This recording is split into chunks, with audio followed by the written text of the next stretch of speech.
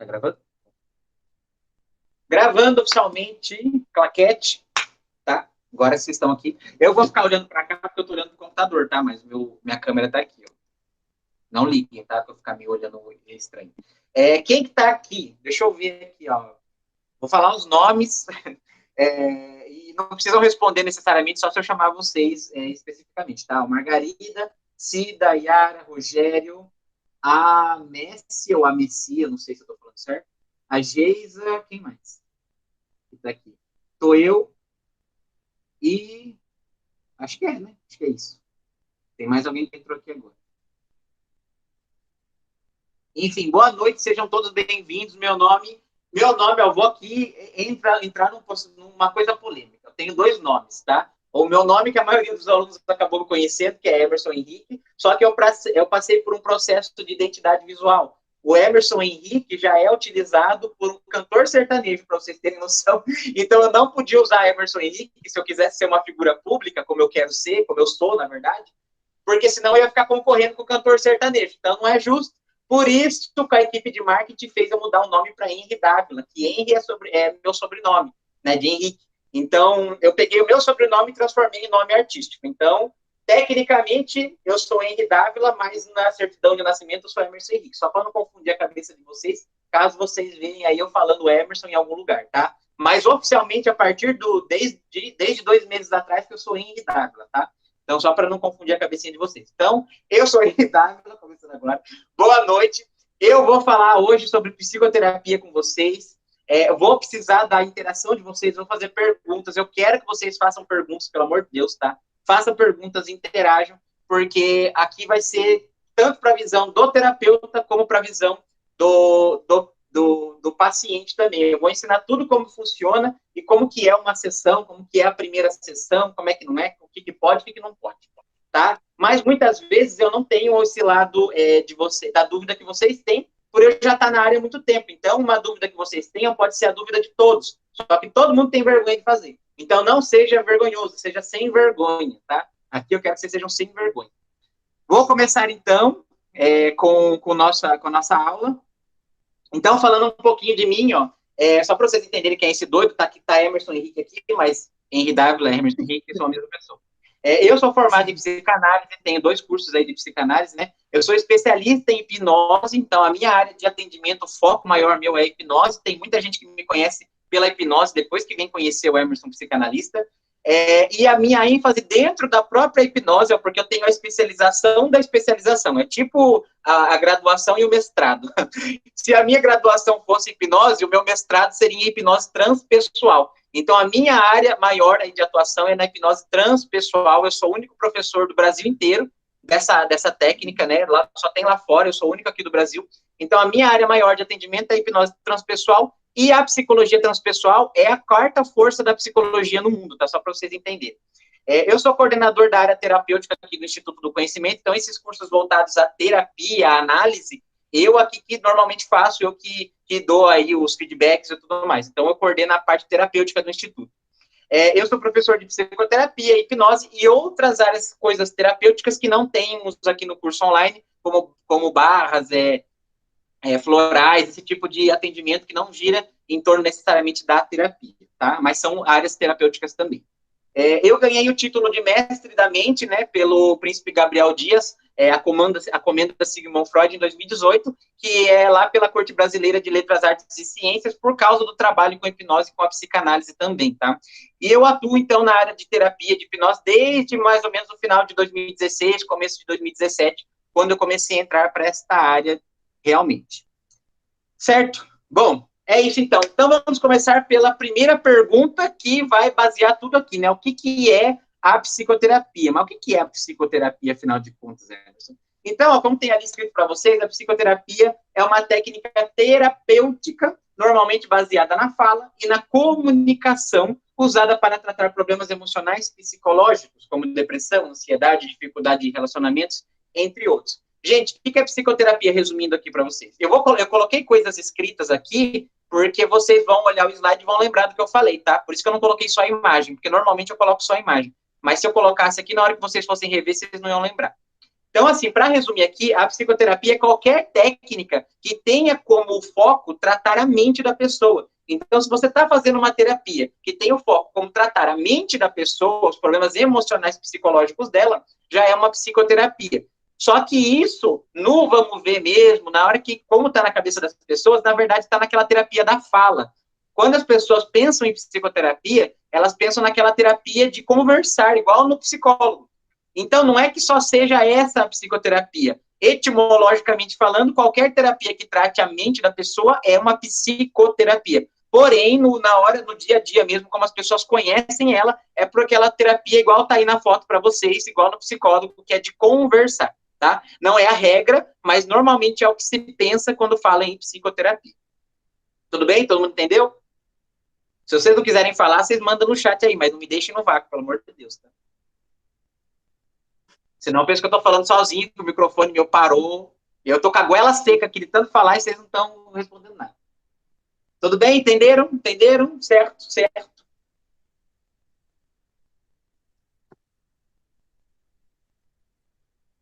Próximo, próximo, próximo. Opa, aqui. Olha lá. Respira, respira. Eu estou respirando.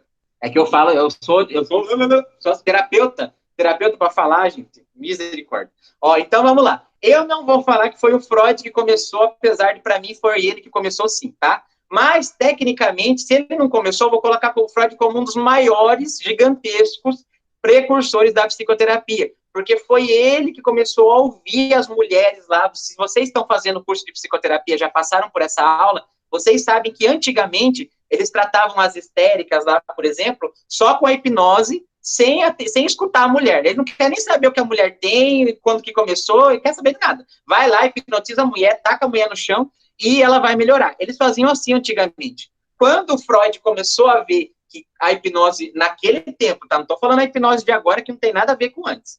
A hipnose daquele tempo só fazia a mulher melhorar na hora e depois ela voltava a ficar mal. Ele, desenvolvendo da técnica dele de estudo do inconsciente, ele começou a conversar com a mulher, começou a ver o que ela tinha, por que ela estava daquele jeito, o que ela está passando na casa dela, e ele começou a ver uma melhora um pouco, lógico que menor, né, do que a hipnose proporcionava, só que a longo prazo ela continuava bem. Não era igual na hipnose que depois de um mês, dois, a mulher voltava a ficar com a mesma coisa. Na psicanálise, a mulher ficava bem por um tempo muito maior, ela se permanecia bem quando ela falava daquilo, quando ela colocava para fora aquilo que estava preso. Então, com a técnica da psicanálise, o Freud, podemos dizer que ele, se não foi o primeiro, ele foi um dos primeiros a ouvir aí a pessoa e fazer esse tratamento através da fala, que é a base aqui da psicoterapia que estamos tratando neste momento, né? A psicoterapia dessa aula aqui em questão vai girar em torno necessariamente dessa associação livre que é o que o Freud fazia através da psicanálise. Certo? Freudinho aqui, então, super importante para a gente. E qual que é o objetivo de uma psicoterapia? Por que eu faço? Por que eu tomo a atitude de ir? Qual que é o objetivo dela, no final das contas? Então, o maior objetivo da psicoterapia, né, seja na vida pessoal ou na profissional, é através da psicoeducação, que eu já vou explicar o que é, e do autoconhecimento, ajudar o cliente ou a si mesmo a assumir o controle da sua vida emocional e saber responder da forma mais saudável possível mediante a todas as situações difíceis que aparecem em suas vidas. É por isso que não existe alta na psicoterapia, porque coisas acontecendo na sua vida ruins vão acontecer até você morrer. Toda vez vai acontecer. Ou é o cachorro que morre, ou é a mãe que fica doente, o pai, a vizinha, a amiga que te trai, o namorado que te larga, o marido que foge com a outra. Sempre vai acontecer alguma coisa ruim. E por isso que não tem como ter alta da terapia, porque a terapia é uma coisa que você continua indo lá para se manter saudável emocionalmente, para que quando acontecer uma coisa dessa, você não despiroque, entendeu? Então, por isso que é importante você fazer. O que é a psicoeducação aqui? A psicoeducação é quando você vai no profissional, psicoterapeuta, por exemplo, vamos supor que você está fazendo terapia comigo, e você está passando por uma situação na sua vida. Você não entende o que aquela situação representa, o que é aquilo. E eu vou mostrar para você o que é aquilo, se aquilo é uma ansiedade, por que é, o porquê que aquilo pode ter acontecido. Eu vou fazer algumas perguntas inteligentes que vai te promover insights. Então, a psicoeducação é fazer você entender o que é uma ansiedade, por exemplo, o que é uma depressão, quando que não é, por que no seu caso é, por que no seu caso não é. Então, eu vou ensinar a você sobre a sua própria mente. Isso é psicoeducação, e isso você só tem ali no psicoterapeuta que tem uma abordagem específica, né? Se você for num outro profissional psicoterapeuta que não trabalhe nesta linha aqui, ele provavelmente não vai ter esse conhecimento, tá? Uma pessoa, por exemplo, que só trabalhe com hipnose e não tenha nenhum curso dessa área, ele não vai ter esse tipo de conhecimento para te dar, certo? A não ser que ele ensine os mecanismos neurológicos do transe, esse tipo de coisa, mas em termos de patologia de doenças mesmo, ele não vai ter conhecimento. Então, aqui é a parte importante, onde você sabe o que você tem, você entende o que você tem através de um profissional qualificado, certo? E outra, como está aqui também, ele vai te preparar para que quando acontecer uma coisa ruim na sua vida, ou já está acontecendo, você consiga lidar com aquilo de uma maneira super saudável, que não seja destrutiva, que você não faça mal para você ou faça mal para outras pessoas que você gosta ou não gosta. Tá? Esse é o objetivo da terapia, e é por isso que vocês vão ver lá na frente depois que não existe alta para esse tipo de terapia. Não tem alta, tá? E eu vou explicar mais profundamente por quê, mas você já saiba que é por isso. Deixa eu ver, alguém mandou alguma coisa aqui? Porque eu estava olhando os slides e eu não vi. Deixa eu ver se alguém mandou alguma coisa aqui nas mensagens. Foi a Messi. Agora eu não sei, agora me corrija se eu estiver errado, tá? Falou que fez associação livre. Isso, associação livre é o que o Freud fazia, que é essa terapia de ficar deixando a pessoa falar, tá? Bom, só isso, né? Ninguém mais falou nada. Gente, se eu esquecer de responder, tá? A Cida levantou a mão, Cida quer falar? Sim, Emerson. Eu quero voltar um pouquinho lá atrás. Nessa questão de Freud, na época que as mulheres tinham as histerias, né? Não é isso? Eles as consideravam histéricas. Tinha uma idade específica ou essa histeria acontecia em qualquer faixa etária? Então, não tinha uma idade específica, mas, assim, normalmente era a partir depois da adolescência, que é a fase que elas são mais cobradas, né, pela sociedade. Então, tinha aí normalmente era depois do período da adolescência, já começava, mas tinha casos de todas as idades, dependia do quanto ela estava sofrendo um abuso emocional na vida pessoal dela. Então, não tinha uma data, uma idade exata, porém, como elas eram muito mais cobradas a partir da adolescência, que elas viravam mulher, então, normalmente era a partir desse ponto. Mas sim, podia vir de qualquer idade, porque o abuso com relação às mulheres antigamente era, né, dependia da família, mas era em todos os casos. Mas na maioria das vezes era depois da adolescência. Tá ótimo, obrigada. O que mais? Alguém levantou a mão? Mais aqui, gente. Se eu não ver, vocês me interrompem, vocês gritam aqui, tá? Pelo amor de Deus. Vamos lá. Cadê o slide? Aqui. Quando que eu devo procurar um psicoterapeuta? Agora, já. Pega o telefone, pega o celular e agenda agora. Não, brincadeira, gente. Não tô brincando. É um ato. Para quem já viu essa aula, isso aqui foi um ato falho, agora foi um xiste, tá? Se você não sabe o que é xiste ou ato falho, vai fazer o curso lá, entra nas minhas aulas que você vai descobrir o que é. Então, assim, por que eu tenho que buscar, quando que eu devo buscar um psicoterapeuta? Eu falo agora, já, sempre, se você não está fazendo, porque não existe, gente, a pessoa que não precisa. Eu não estou falando que não tenha pessoas que não estejam bem emocionalmente. Tem pessoas que estão bem emocionalmente, sim, estão ótimas. Só que a terapia não é só para consertar o que está cagado, o que está bichado lá.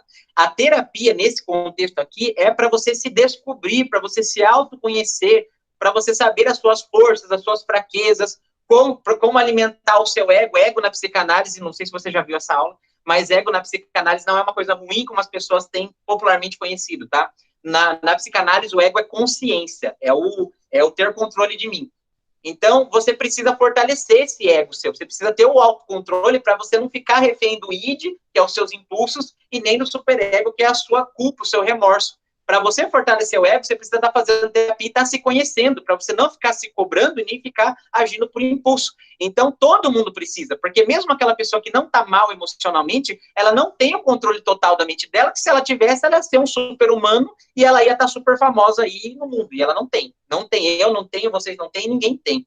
Por isso que sempre a gente precisa. Não é só quando está mal, tá? É também para a gente ficar melhor do que a gente está. Então, não pense na terapia só como algo emergencial. As pessoas aqui no Brasil veem terapia tipo, eu estou à beira do suicídio, agora eu vou buscar terapia. Não, pelo amor de Deus, tá? É no momento que você está bem que você tem que buscar, não é esperar ficar o pé do frango azedar completamente lá para você buscar terapia. Pelo amor de Deus, tá? É isso. É isso. Bom, próximo slide. Qualquer dúvida, vocês levantem a mãozinha aí. Não a mão de verdade, a mão do coisa aqui. Aí, igual a Cida fez. Ó. Fala aí, Cida. Ô, Emerson, e quando é uma pessoa que não se dá com profissional nenhum, o que pode ser feito? Olha, vai em um, não serve, vai em outro, não serve. Ela ter passado assim, porque, ó, eu vou falar aqui das principais abordagens que tem. Não vou falar de todas, porque é impossível, a aula vai ficar muito longa. Mas, ó, pense assim, eu acho que eu vou falar de umas 5 abordagens aqui. Se eu pegar assim, eu duvido que uma pessoa passe por 5 abordagens diferentes, porque a maioria das vezes ela nem sabe que existe. Se eu pegar essas 5 abordagens, lógico, pode ser que ela pegue um psicanalista que seja um profissional horrível, porque a gente sabe que tem profissional horrível de todas as áreas. Vamos supor que ela pegue um psicanalista horrível. O próximo não quer dizer que seja horrível também. E eu duvido que ela vai experimentar, sei lá, 5, 6 de cada um. Então, é muito difícil ela não se dar com nenhum. Pode ser que ela não encontrou a abordagem certa para ela. Por isso que eu estou fazendo essa aula, para ensinar todas as abordagens e ver qual dá mais certo para você. Mas não existe isso da pessoa não se dar com nenhum, porque é impossível ela ter testado todos, tá? Eu não acho que ela vai testar todos. Ou se ela testou todos e falou que não se dá com nenhum, é ela que está fugindo. Ela não quer tratar. Tá. Ela quer, é tipo aquela pessoa que fala assim, é aquela pessoa que está super acima do peso, e ela pega e fala assim, eu já tentei de tudo, já tentei hipnose, tentei dieta, tentei nutricionista, e nada funciona, eu vou comer mesmo. Na verdade, ela quer ser gorda, e ela quer que as pessoas parem de encher o saco dela por ela ser gorda.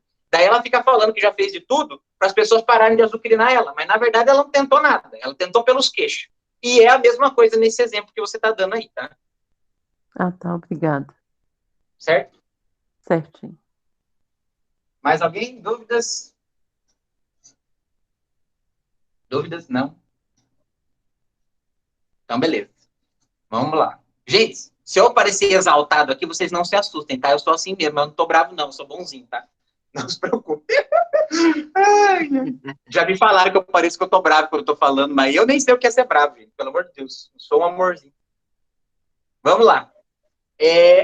Aqui, mais um exemplo aqui do porquê a gente precisa ter mais profissionais formados e facilitar a formação também para quem já quer entrar nessa área. Porque olhem os números, gente. Isso aqui foi antes da pandemia. Eu não sei nem como é que está agora. O IBGE vai ter que fazer um novo estudo aí, não sei como é que está. Mas vamos ver. Por enquanto, isso aqui é antes da pandemia, tá? O Brasil é o país com a maior taxa de pessoas com transtornos de ansiedade no mundo. No mundo. Então, vivemos no país mais ansioso do mundo, isso mesmo antes da pandemia, tá? Só para vocês terem noção. Segundo estimativas da Organização Mundial da Saúde, da OMS, 9,3% de todos os brasileiros têm algum transtorno de ansiedade, tá? Se vocês já viram a aula de psicopatologia lá, vocês já viram também os tipos diferentes de ansiedade que tem lá. Depressão, a gente ficou em segundo lugar, né? Ainda bem, né? Que nesse ponto a gente é bom não estar ganhando. Segundo dados da OMS, o Brasil é o 5º país com maior índice do mundo de depressão. 5,8% dos brasileiros, né, cerca de 12 milhões de pessoas sofrem de depressão, e a maior taxa da América Latina e a segunda maior das Américas, atrás apenas dos Estados Unidos. Então, é por este motivo que você precisa se formar um psicoterapeuta e você precisa fazer terapia, tá? Quanto mais gente saudável, melhor para a gente baixar esse número aqui, pelo amor de Deus. Não é o tipo de coisa que a gente gosta de ficar em primeiro lugar, tá? Então, aqui são os números só de ansiedade e depressão, que é as queixas que mais vêm no consultório para a gente, mas é lógico que vem várias outras coisas. Mas provavelmente a maioria das outras coisas que vem normalmente junto com isso daqui, ou quase com um começo de ansiedade e depressão. Então, sempre tem um pezinho na ansiedade e na depressão, independente da queixa. Pode não ter começado ainda, mas pode estar a poucos passos de começar. Então, essas são, digamos, as duas maiores doenças que a gente trata no setting terapêutico e que você aprende a tratar com elas no curso de psicoterapia. Pelo menos no meu, tá? Vamos lá. Agora vamos falar aqui, isso aqui, lembrando, tanto para o paciente como para o terapeuta. Como que começa o trabalho? Então, eu vou lá, Emerson, marquei uma sessão com você. Como que funciona? O que a gente vai fazer? Eu vou começar com a anamnese. Eu e qualquer outro profissional desta área vai fazer a mesma coisa. Isso aqui não muda, tá? Pelo amor de Deus. Então, se você está querendo saber como pessoa ou como terapeuta, é a mesma coisa. Eu cheguei no profissional, a primeira coisa que ele vai fazer é falar oi, bom dia, boa tarde, boa noite. E depois ele vai fazer a anamnese com a gente, tá? Ou com você, no caso. E o que é a anamnese? A anamnese é quando a gente quer descobrir quem é aquela pessoa. Então, vai perguntar o nome, se ela tem filho, se ela é casada, por que ela buscou a gente, quando que começou isso, desde quando ela se sente assim, enfim, vai começar a fazer toda aquela investigação, só que mais grosseira, aquela investigação mais grosseira. O que significa isso? Significa que eu não vou mergulhar tão profundamente dentro de cada pergunta quanto na análise, certo? Depois eu vou falar que é a análise. Aqui na anamnese, eu só vou fazer pergunta e quero resposta, pergunta e quero resposta, pergunta e quero resposta. Eu não vou fazer uma pergunta e ficar fazendo várias perguntas dentro daquela, porque isso aí já é análise. Então, na anamnese, são perguntas mais por cima, mais grossas, tá? E aí, depois disso é que a gente vai entrar na análise. Então, primeiro a gente começa na anamnese. E na anamnese, fora isso aí de ficar perguntando para a pessoa, o profissional também vai falar como que funciona a terapia. Ele vai explicar como que vai ser, quantas vezes você vai ir por semana, quantas horas, como que é o jeito que ele trabalha. E aí você vai decidir se você quer. Se você quiser, normalmente os terapeutas fazem assim. Aí na próxima vez que você voltar, é que vai começar a terapia de fato mesmo. Nunca começa na primeira, porque a pessoa também vem com muita expectativa e tudo mais, ela quer falar, tagarelar um monte também. Então a gente só vai fazer a terapia de verdade na próxima sessão, tá? Na maioria das vezes. Não é regra, mas com certeza a maioria faz assim, porque não dá tempo de fazer tudo na primeira. E na primeira mesmo a gente vai fazer essa anamnese, que é entender quem é aquela pessoa que está na nossa frente. Certo? Dúvidas? Dúvidas? Dúvidas? Dúvidas? Não. Ah, tudo bem.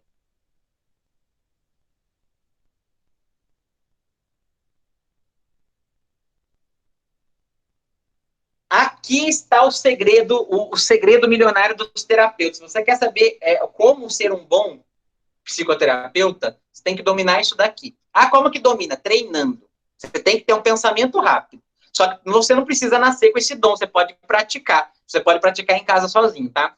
Mas o questionamento socrático é o coração da terapia, eu diria, da grande maioria. Não vou falar de todas, porque não é todas que trabalham com isso necessariamente. Mas da grande maioria delas é o coração da terapia. O que é questionamento socrático sem procurar no Google? Alguém sabe aqui? E falar com as próprias palavras? Não? Não? Não? Não? Gente, questionamento socrático, você sabe que Sócrates era filósofo, né? Vocês sabem disso, pelo amor de Deus, gente, pelo menos vocês sabem. E esse socrático aqui vem dele, sim, porque é um questionamento quase que filosófico. O que a gente vai fazer no questionamento socrático? Vamos fazer assim um exemplo. Imagina que eu estou atendendo a Cida aqui, a Cida, aproveitar que a Cida está aqui de cobaia, já vou atender a Cida. Imagina que eu vou atender a Cida, e a Cida passou por uma decepção amorosa, no qual o marido terminou com ela e foi morar com outro. E aí ela vem na terapia para mim e fala assim, Emerson, todo homem não presta. Para mim, homem não presta. Eu não quero mais, eu quero ficar sozinha, não aguento mais, homem não presta para mim. Esse é um dos vários, tá? Vou só dar exemplo aqui. Esse é um dos vários exemplos que a gente utilizaria o questionamento socrático. Porque agora vamos falar racionalmente aqui. Tem como, ela falou o que ela falou, todo homem não presta, homem é tudo igual. A gente tem 7 bilhões de pessoas no mundo. Vamos colocar aí que 4 bilhões seja homem. Vocês acham que a Cida hipotética, nesse caso, conheceu 4 bilhões de homens? Ela se relacionou amorosamente com 4 bilhões de homens? Não, não é? Então, ela não tem conhecimento, ela não pode dizer que isso é uma afirmação, que é um fato, sendo que ela não tem isso daí, é impossível. Nem que ela vivesse 1000 anos, ela não ia conseguir isso. Então, a gente vai chegar e falar assim para ela, não, peraí. Aí a gente pausa ela, a gente começa o questionamento socrático. Você diz que todos os homens, aí a gente repete o que ela falou. Você diz que todos os homens não prestam? Aí ela falou, para mim todo homem não presta, todo homem é tudo igual. Aí a gente vai falar assim, mas então fala para mim, quantos homens você se relacionou? Aí vai falar, 3. Vai falar, 3, tá. Quantos homens quantos homens você acha que tem no mundo? Ou só no Brasil?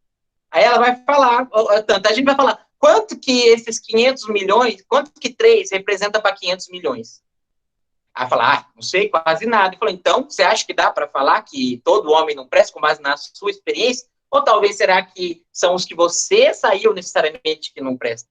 Isso diz mais sobre o que você está saindo ou será que sobre os homens? Então a gente começa a levantar questionamentos para ela. A gente não vai falar. Porque se a gente pegar e falar para ela, olha, você está louca, você não pode falar isso, porque você não conhece todos os homens do mundo. Se a gente pega e bate de frente com a crença dela, ela vai fugir, ela vai armar os escudos, ela nem volta mais na terapia. E ela vai ficar agressiva. Então, para a gente fazer a mesma coisa que dá vontade, eu sei que dá vontade de falar isso, mas não pode. Para a gente fazer a mesma coisa, só que de uma maneira inteligente na terapia, a gente começa a questionar a própria crença sem fundamento dela. A gente sabe que a crença dela não tem base. Então, a gente começa a levantar perguntas que necessitariam de uma base que ela não tem, e quando ela não tiver o que responder, ela sozinha vai começar a cair na real. Pode ser que ela não caia ali naquela primeira vez, naquela primeira sessão, e a gente tenha que meio que continuar com isso depois. Mas isso é um trabalho que é contínuo, tá? Não é sempre que vai funcionar logo de cara, mas é um trabalho contínuo. Então, o questionamento socrático, um dos papéis dele é quebrar crenças sem sentido que a pessoa tenha. Aquela crença de que ela nunca vai conseguir, de que ela é incapaz, de que todo homem não presta, ou que toda mulher não presta, ou que criar filho é um sacrifício. Enfim, a gente pega essas crenças e a gente começa a criar perguntas inteligentes em cima. Emerson, mas eu não tenho segurança para criar essas perguntas ali na hora. É por isso que você vai deixar ela ouvir. Lembra, associação livre, quer dizer, deixar ela falar. Fala, pega pontos específicos da fala dela e anota. É por isso que você vê o terapeuta anotando lá, é por causa disso. Ele não fica desenhando unicórnios ali, não, tá? Então, você vai pegar, anotar essas partes aí e você vai levar para casa. Ou então, você estuda numa hora que você tem de pausa ali no seu trabalho. Você pega esses trechos específicos da fala dela e bola algumas perguntas inteligentes para na próxima sessão você fazer. Entendeu? É isso que você faz. Isso é questionamento socrático. E aí você vai quebrar as crenças dela, na verdade, ela vai quebrar as crenças dela sozinha, porque você não vai falar nada, você só vai perguntar. E a pergunta, gente, a pergunta liberta, tá? Não é a resposta, é a pergunta. Na hora que você fizer uma pergunta pro paciente, ele fizer assim, ó, olha, não é que é verdade? Nossa, é mesmo. Parando para pensar. E isso daí é que causa transformação. Nunca o paciente vai mudar porque você está falando que tem que ser daquele jeito. Ele só vai mudar quando ele perceber isso sozinho. Por isso que o questionamento socrático é tão poderoso. E a diferença de conversar com um terapeuta para conversar com um amigo é que o amigo vai pegar e falar assim, nossa, como você é burro, você é tonto, você tem que fazer isso. E o terapeuta não, ele vai dizer quase que a mesma coisa, só que através de perguntas inteligentes, e a pessoa vai perceber aquilo sozinha, e ela vai ficar com a impressão que ela chegou naquela conclusão sozinha, e não que foi a gente, tecnicamente, que induziu. A gente não vai induzir, a gente só vai fazer essa indução se a crença dela for muito ridícula, tá? Se for muito sem fundamento. Mas, se não, a gente só vai fazer perguntas para entender se aquilo lá é o que ela quer mesmo, tá? Agora, Emerson, como que eu faço? Me dê um exemplo aí de questionamento socrático para quando não é uma crença, para quando é uma coisa que eu estou falando aí. Vou falar para vocês, um caso real ainda. Uma paciente chegou para mim, acho que não sei se alguém aqui, se eu já contei para algum de vocês aqui. Uma paciente chegou para mim e falou assim, Emerson, eu quero pegar eu estou pensando nisso há algum tempo, eu quero pegar uma mochila, eu quero fazer um mochilão para a Europa, viajar, e eu não quero voltar mais, eu vou ficar lá. O que você acha disso? Ela veio e pergunta para mim, o que você acha disso? E aí, quem pode me dizer aqui, o que um terapeuta tem que fazer nessa hora, o que ele tem que falar, o que ele tem que responder? Como que seria um questionamento socrático neste ponto? Alguém pode me dizer? Não? Sim? Fala aí, gente, interajam. A Margarida levantou a mão. Pode falar, Margarida. Eu acho que eu questionaria ele o porquê que ele estava querendo sair para longe, e do que ele fugia, do que ele estava fugindo, né? Uhum. Porque, na verdade, você perguntaria do que ele está fugindo? Primeiro eu perguntaria o significado do porquê da fuga, né? Porque quando ele perguntou para você, ele não tinha certeza do que ele queria, né? Sim, isso. Quando ele questionou você, ele não tinha certeza. Quer dizer, um lado dele queria fugir, mas o outro não. Tô errada, será? Não, na primeira parte você está certo, só que você já colocou a interpretação. Existe uma coisa, a diferença de fato para a interpretação, que depois eu vou falar aqui, e você já colocou na sua pergunta o fuga, o porquê que você está fugindo. e não é necessariamente uma fugida. Na maioria das vezes, sim, né? Vamos concordar que na maioria das vezes vai ser. Mas pode ser que no caso dele não seja. E se você fala que porque você está fugindo, você já está quase que insultando ele para ele, talvez, na interpretação dele, na cabeça dele. Então, você não pode usar a palavra fugir. A primeira pergunta está certo, né? É o que a gente tem que fazer realmente, tentar entender o porquê. Mas até essa pergunta, o porquê, é um pouco vaga, é um pouco rasa. E ele provavelmente vai tentar dar uma justificativa para a gente do porquê ele quer fazer isso e não vai falar necessariamente a verdade. Então, a pergunta tem que ser um pouco mais específica, mais trabalhada, mas sim, a ideia que você seguiu está certa. Só não pode colocar interpretação na pergunta. Isso é muito importante, foi até bom ela ter falado, que a gente tem que tomar muito cuidado para não fazer uma pergunta carregada de interpretação pessoal. Porque senão a pessoa fica ofendida, e daí já era. Aí você perdeu o cliente, ela nunca mais volta para você. Então, sempre tenha cuidado para fazer uma pergunta que você só queira saber a resposta, que seja só uma pergunta de curiosidade mesmo, dentro da vida da pessoa. Não seja uma pergunta com caráter interpretativo, certo? Mas obrigado, Margarida. Cida, você quer falar alguma coisa? Quero sim. Inclusive, é até a respeito mesmo desse paciente seu aí, pelo seguinte. Tem que olhar também, né, como que é a vida da pessoa, se é casado, se é solteiro. Por exemplo, eu vou citar um exemplo meu. Eu fui criada muito presa pelos meus pais. Então, já tive vontade, depois de casada, de pôr a mochila nas costas e sair pelo mundo. Porque a sensação da liberdade que eu não tive anteriormente. Porém, sendo casada, eu não posso simplesmente largar meus filhos, meu marido, pôr a mochila nas costas e sair pelo mundo afora.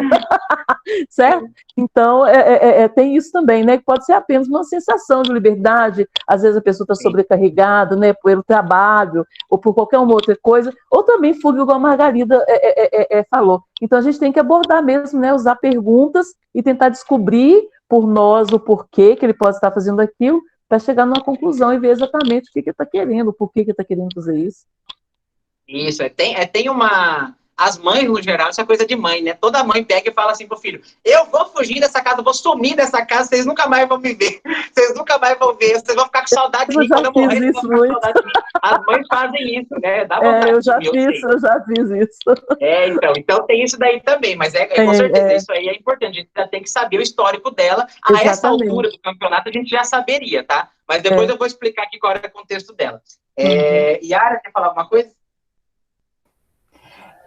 Por coincidência, eu ia justamente falar dessa parte que a gente mãe, quando está irritada, a gente quer largar as panelas e ir embora mesmo, e a gente diz. E aí vai a pergunta da Margarida, né? Qual é o objetivo disso? O objetivo da mãe é só fazer chantagem mesmo, é só para fazer o menino ficar com medo. Fazer drama. Chega uma certa idade que nem funciona mais. Isso. Eu ia falar desse episódio aí. Isso que a Yara está falando, inclusive o meu filho, quando eu saía, que eu demorava, ou igual, ou às vezes eu estou no meu consultório, que é aqui do lado da minha casa, né, que eu fico lá muito tempo, ele pergunta, aí eu chego, onde você está? Eu falei, não sei, trabalho ali, ué. Porque se demorou, eu fiquei com medo. Eu falei, mas com medo de quê? É medo de eu ir embora, porque muitas vezes eu falei isso, eu criou, tipo, né, Yara? Criei um trauma na criança, parei com isso. De vez em quando eu falo, mas eu não surge efeito mais, não, eu acho. Então, realmente, eu tenho que saber o que fala e o porquê, né? Isso aí já vai para o lado da terapia cognitiva, é reforço. Se você ameaça e de vez em quando você fica dando umas desaparecidas sem avisar, a pessoa vai alimentar o medo do filho de você uma hora aí mesmo, tá? Então, exatamente. A Margarida quer falar mais alguma coisa, Margarida? A mãozinha não, obrigada. Tá bom. Abaixa a mãozinha aí, então, senão eu vou achar que você está querendo falar. Obrigado. Então, gente, nesse contexto dela, é muito comum o paciente vir perguntar para você, ele vai pedir aprovação. Existem duas coisas diferentes, tá? Eu vou explicar para vocês, que é validação e aprovação. Vocês sabem me dizer a diferença de validação para aprovação? Quem sabe? Isso é muito importante na terapia, tá? É absurdamente importante. Então, vocês têm que saber a diferença. Alguém se arrisca aqui a dizer a diferença de aprovação para validação? Não? Não? Tá bom. Então, não vou torturá-los, vou falar. A diferença, vamos pegar a aprovação. A aprovação é aquela coisa mais da linha, eu acho que a maioria que não chegou ainda nessa parte do curso, né, para quem está com o meu curso já, mas vocês vão ver nessa parte do ego lá, do ideal do ego. Quer dizer, do ego ideal. O que é ego ideal? Aquilo que a sociedade espera de mim, que meu pai espera de mim, que minha mãe espera de mim. E a aprovação, necessidade de aprovação, é quando você faz uma coisa já pensando se aquilo vai agradar as pessoas. Isso é necessidade de aprovação. É fazer coisas querendo que alguém específico ou que a sociedade te aprove, que ela fala, ok, isso aí mesmo, isso aí, muito bem. Isso daí é a aprovação, certo? Certo? Deu para entender?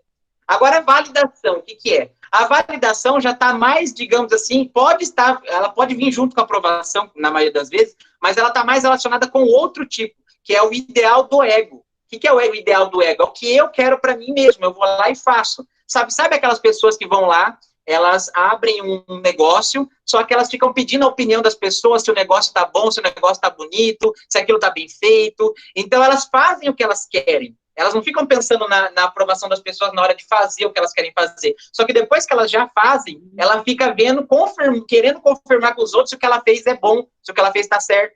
Isso aí é diferente da aprovação, porque na aprovação você já faz pensando em agradar. Agora, nessa, você faz e depois você fica se validando com a opinião dos outros. Conseguiram ver a diferença? É um fiozinho de sobrancelha de diferença, tá? Mas é muito importante vocês saberem, porque isso vai determinar o que o paciente está sofrendo necessariamente e pode ser coisas absolutamente diferentes por causa de uma coisa ou outra, se ela tem validação ou aprovação. Então, olhem para a vida de vocês, olhem para a profissão de vocês, olhem para o casamento, para tudo que vocês têm na vida de vocês e vejam se vocês têm alguma necessidade de validação ou de aprovação, porque se tem, vai buscar terapia, tá bom? Ai, meu Deus. Bom, entenderam? Entenderam? O que eu estava falando? Ah, tá, é da história, né, do paciente. Então, essa paciente aí, eu me perco, gente, eu me perco aqui. Essa paciente, ela é normal, ela vem pedir aprovação pra gente. Então, ó, eu vou fazer esse negócio aí, eu quero fazer, quer dizer, olha a diferença de validação para aprovação. Validação é, eu vou fazer, ou eu já fiz, o que você acha disso? A aprovação é, você acha que eu devo fazer isso? Tá vendo a diferença? Numa ela já decidiu, só quer confirmar, e na outra ela tá pedindo autorização, tá vendo se vale a pena antes de fazer. Nesse caso da paciente, ela estava querendo a aprovação, ela estava querendo que eu falasse se isso ia ser certo ou se ia ser errado. Ela era solteira, gente, tá? Ela não tinha marido, não tinha filho, e ela tinha uma relação conturbada aí com os pais, assim, ela não tinha muito contato com eles. Então, tecnicamente, ela era livre para fazer isso, sim, não tinha nenhuma amarra familiar ou nada disso aqui. Então, quando ela perguntou para mim, ela já queria fazer, talvez há muito tempo ela já estava pesquisando, e ela queria saber se isso é certo ou errado. E na terapia, guardem isso na cabecinha de vocês, pelo amor de Deus, tá? Na terapia não existe certo e não existe errado. Não existe superioridade moral, não existe eu estar certo e minha mãe estar errada, mesmo que a sua mãe esteja dando um tabefe na sua cara a cada 5 minutos. Não existe superioridade moral. Se você se acha melhor do que as pessoas, você está tão errada quanto ela. Não existe erro baixo, erro alto. A uma está espancando, a outra só está humilhando, a outra só está xingando. Não existe, tá? Todo mundo vai estar errado aí, então. O que existe na terapia é o que é saudável e o que não é saudável para você, naquela sua vida, naquele seu contexto diário. Então, o que o terapeuta vai apontar é se é saudável ou não para você dentro do que você mostra para ele. E nunca se é certo ou se é errado. Por isso que quem tem que decidir se é certo ou errado é o próprio paciente. Ele vai fazer a própria análise dele. A gente só vai fazer as perguntas certas. Então, ali, eu vou fazer, digamos que quase que uma mescla e muito mais das perguntas que vocês falaram para mim. Mas por quê? Desde quando você está pensando em fazer isso? Qual foi a primeira vez que você pensou em fazer isso? Quem que você viu fazendo isso, se tem alguém que fez, e que você acha que deu certo, que você quer fazer também. Então, eu quero descobrir, é só curiosidade profissional dentro da vida da pessoa. Você vai tentar descobrir todas as coisas que ela vai falar em cima dessas perguntas, e ela vai desinvestar e falar, blá, blá, blá, blá, blá, blá. E aí você vai fazer o quê? Anota, pega os pontos-chave e depois entra com questionamento socrático, tá? Isso aí é a técnica base da terapia, tá, gente? Eu não sei se vocês estão conseguindo entender, então, como é que funcionaria o andamento dela, mas espero que esteja entendendo a essa altura. É assim que funciona. O questionamento socrático ali vai ser basicamente 50%, 60% da terapia da pessoa, tá? Porque não para, isso é sempre. Tá? Essas perguntas cabeça, inteligente, sempre vai... Cida, quer falar? Quero. E quando a pessoa já tem a resposta e procura a resposta na outra? E faz aquilo que ela queria, mesmo tendo uma resposta oposta à outra? Por exemplo, eu quero fazer alguma coisa e falo, não, eu vou fazer. Aí eu vou te perguntar, o que você acha que eu devo fazer? Né? Pergunto para alguém, aí a pessoa fala, não, acho que não deve fazer não. Aí eu vou e faço. Por que se dá isso? Aí, o que depende da intenção central do porquê você está pedindo. Se você está pedindo para confirmar, é uma validação. Se você está pedindo para saber se vai fazer ou não, aí é aprovação. Então, e na verdade, a decisão de fazer isso daí já é, se for aprovação, já é originada por querer agradar alguém desde o início que ela foi criada. A aprovação, gente, quando a pessoa decide fazer uma coisa para ser aprovada, ela já pensa em fazer aquilo, a ideia de fazer aquilo já vem querendo agradar aquela pessoa, ou aquela sociedade, ou aquele pai, ou aquele emprego, ou enfim, aquele chefe. A validação não, a validação vem de você. Só que você precisa confirmar com as pessoas que aquilo está certo. Entenderam a diferença? Então, não é a pergunta que você faz, e sim o que está no interior da pessoa. Muitas vezes ela vai perguntar de um jeito, mas na verdade, vamos supor, ela pergunta como validação, mas na verdade é aprovação. E a gente só vai saber o que é entrando com o questionamento socrático e dentro de cada camada daquela pergunta, até a gente chegar na verdadeira essência, até que ela vai falar assim, então, mas é que quando eu era criança, minha mãe falava que médico era a melhor profissão. E ela tá perguntando, e vamos supor que a pergunta foi assim, eu tô pensando em fazer medicina. Eu decidi fazer medicina. Parece uma pergunta de validação, né? Eu decidi fazer, o que você acha? Só que na hora que a gente volta no passado dela, com o questionamento socrático, a gente descobre que a minha mãe sempre falou que médico era a melhor profissão. Então você vê que é a aprovação que ela está buscando, ela está querendo que a mãe aprove. Mas a mãe está morta, não importa. A gente quer a aprovação mesmo de quem já morreu, de quem já foi, já virou pó, já virou comida de minhoca, não importa. Se é uma coisa forte para a gente vai querer o resto da vida, tá? Então, não se preocupe com isso. Entendeu, Cid? Entendi, Emerson, obrigada. Mais alguém quer interagir, perguntar? Não? Sim? Não? Diga. Eu então, vou continuar. Eu apaguei.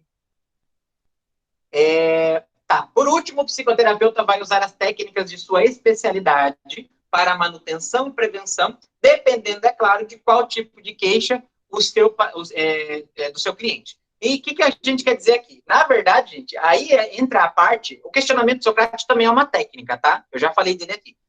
Mas existem várias outras técnicas possíveis. Emerson, fala qual? Eu não posso falar qual, porque eu vou falar de várias abordagens aqui e cada uma vai ter a sua técnica específica.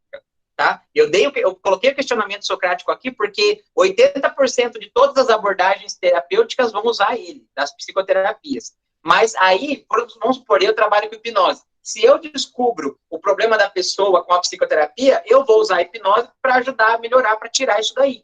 Então, a hipnose já é uma técnica, só que não é uma técnica de todos os psicoterapeutas, é minha. A Cida, por exemplo, ela não tem, ela pode não ter ainda. Ou a Yara, ou o Rogério, a Madalena, ela pode ter uma, não ter outra, não tenho essa, mas tenho ela. Aí vai entrar a técnica que você tem, todas as que você tem, ok? Então, nessa hora aqui, eu não tenho como mais falar para vocês como é que vai ser a terapia, porque depende de cada profissional. Mas aqui ele entraria com técnicas diretas para começar a resolver problemas ali da pessoa. Certo? Entenderam? Tudo bem? Joia? Beleza. Setting terapêutico agora. Olha aqui não é o meu, não, tá bem? Eu queria que fosse assim, meio retrô, mas não é. Meio vintage. Então, vou falar como que é o ambiente terapêutico ali, né? Tanto para o terapeuta como para o paciente. Então, o ambiente é de fundamental importância que se possa fazer um bom trabalho analítico, né? Se tiver um bom ambiente, imagine você chegar para fazer terapia num lugar que está todo sujo, que está todo estragado, que tem a cadeira quebrada, você vai sentar na cadeira, a perna quebra. Imagina, não dá, né? Então tem que ser um lugar acolhedor, tem que passar acolhimento no lugar ali. E outra coisa também que vocês têm que ter em mente, que eu nem sei se eu coloquei aqui, não sei, mas vou colocar.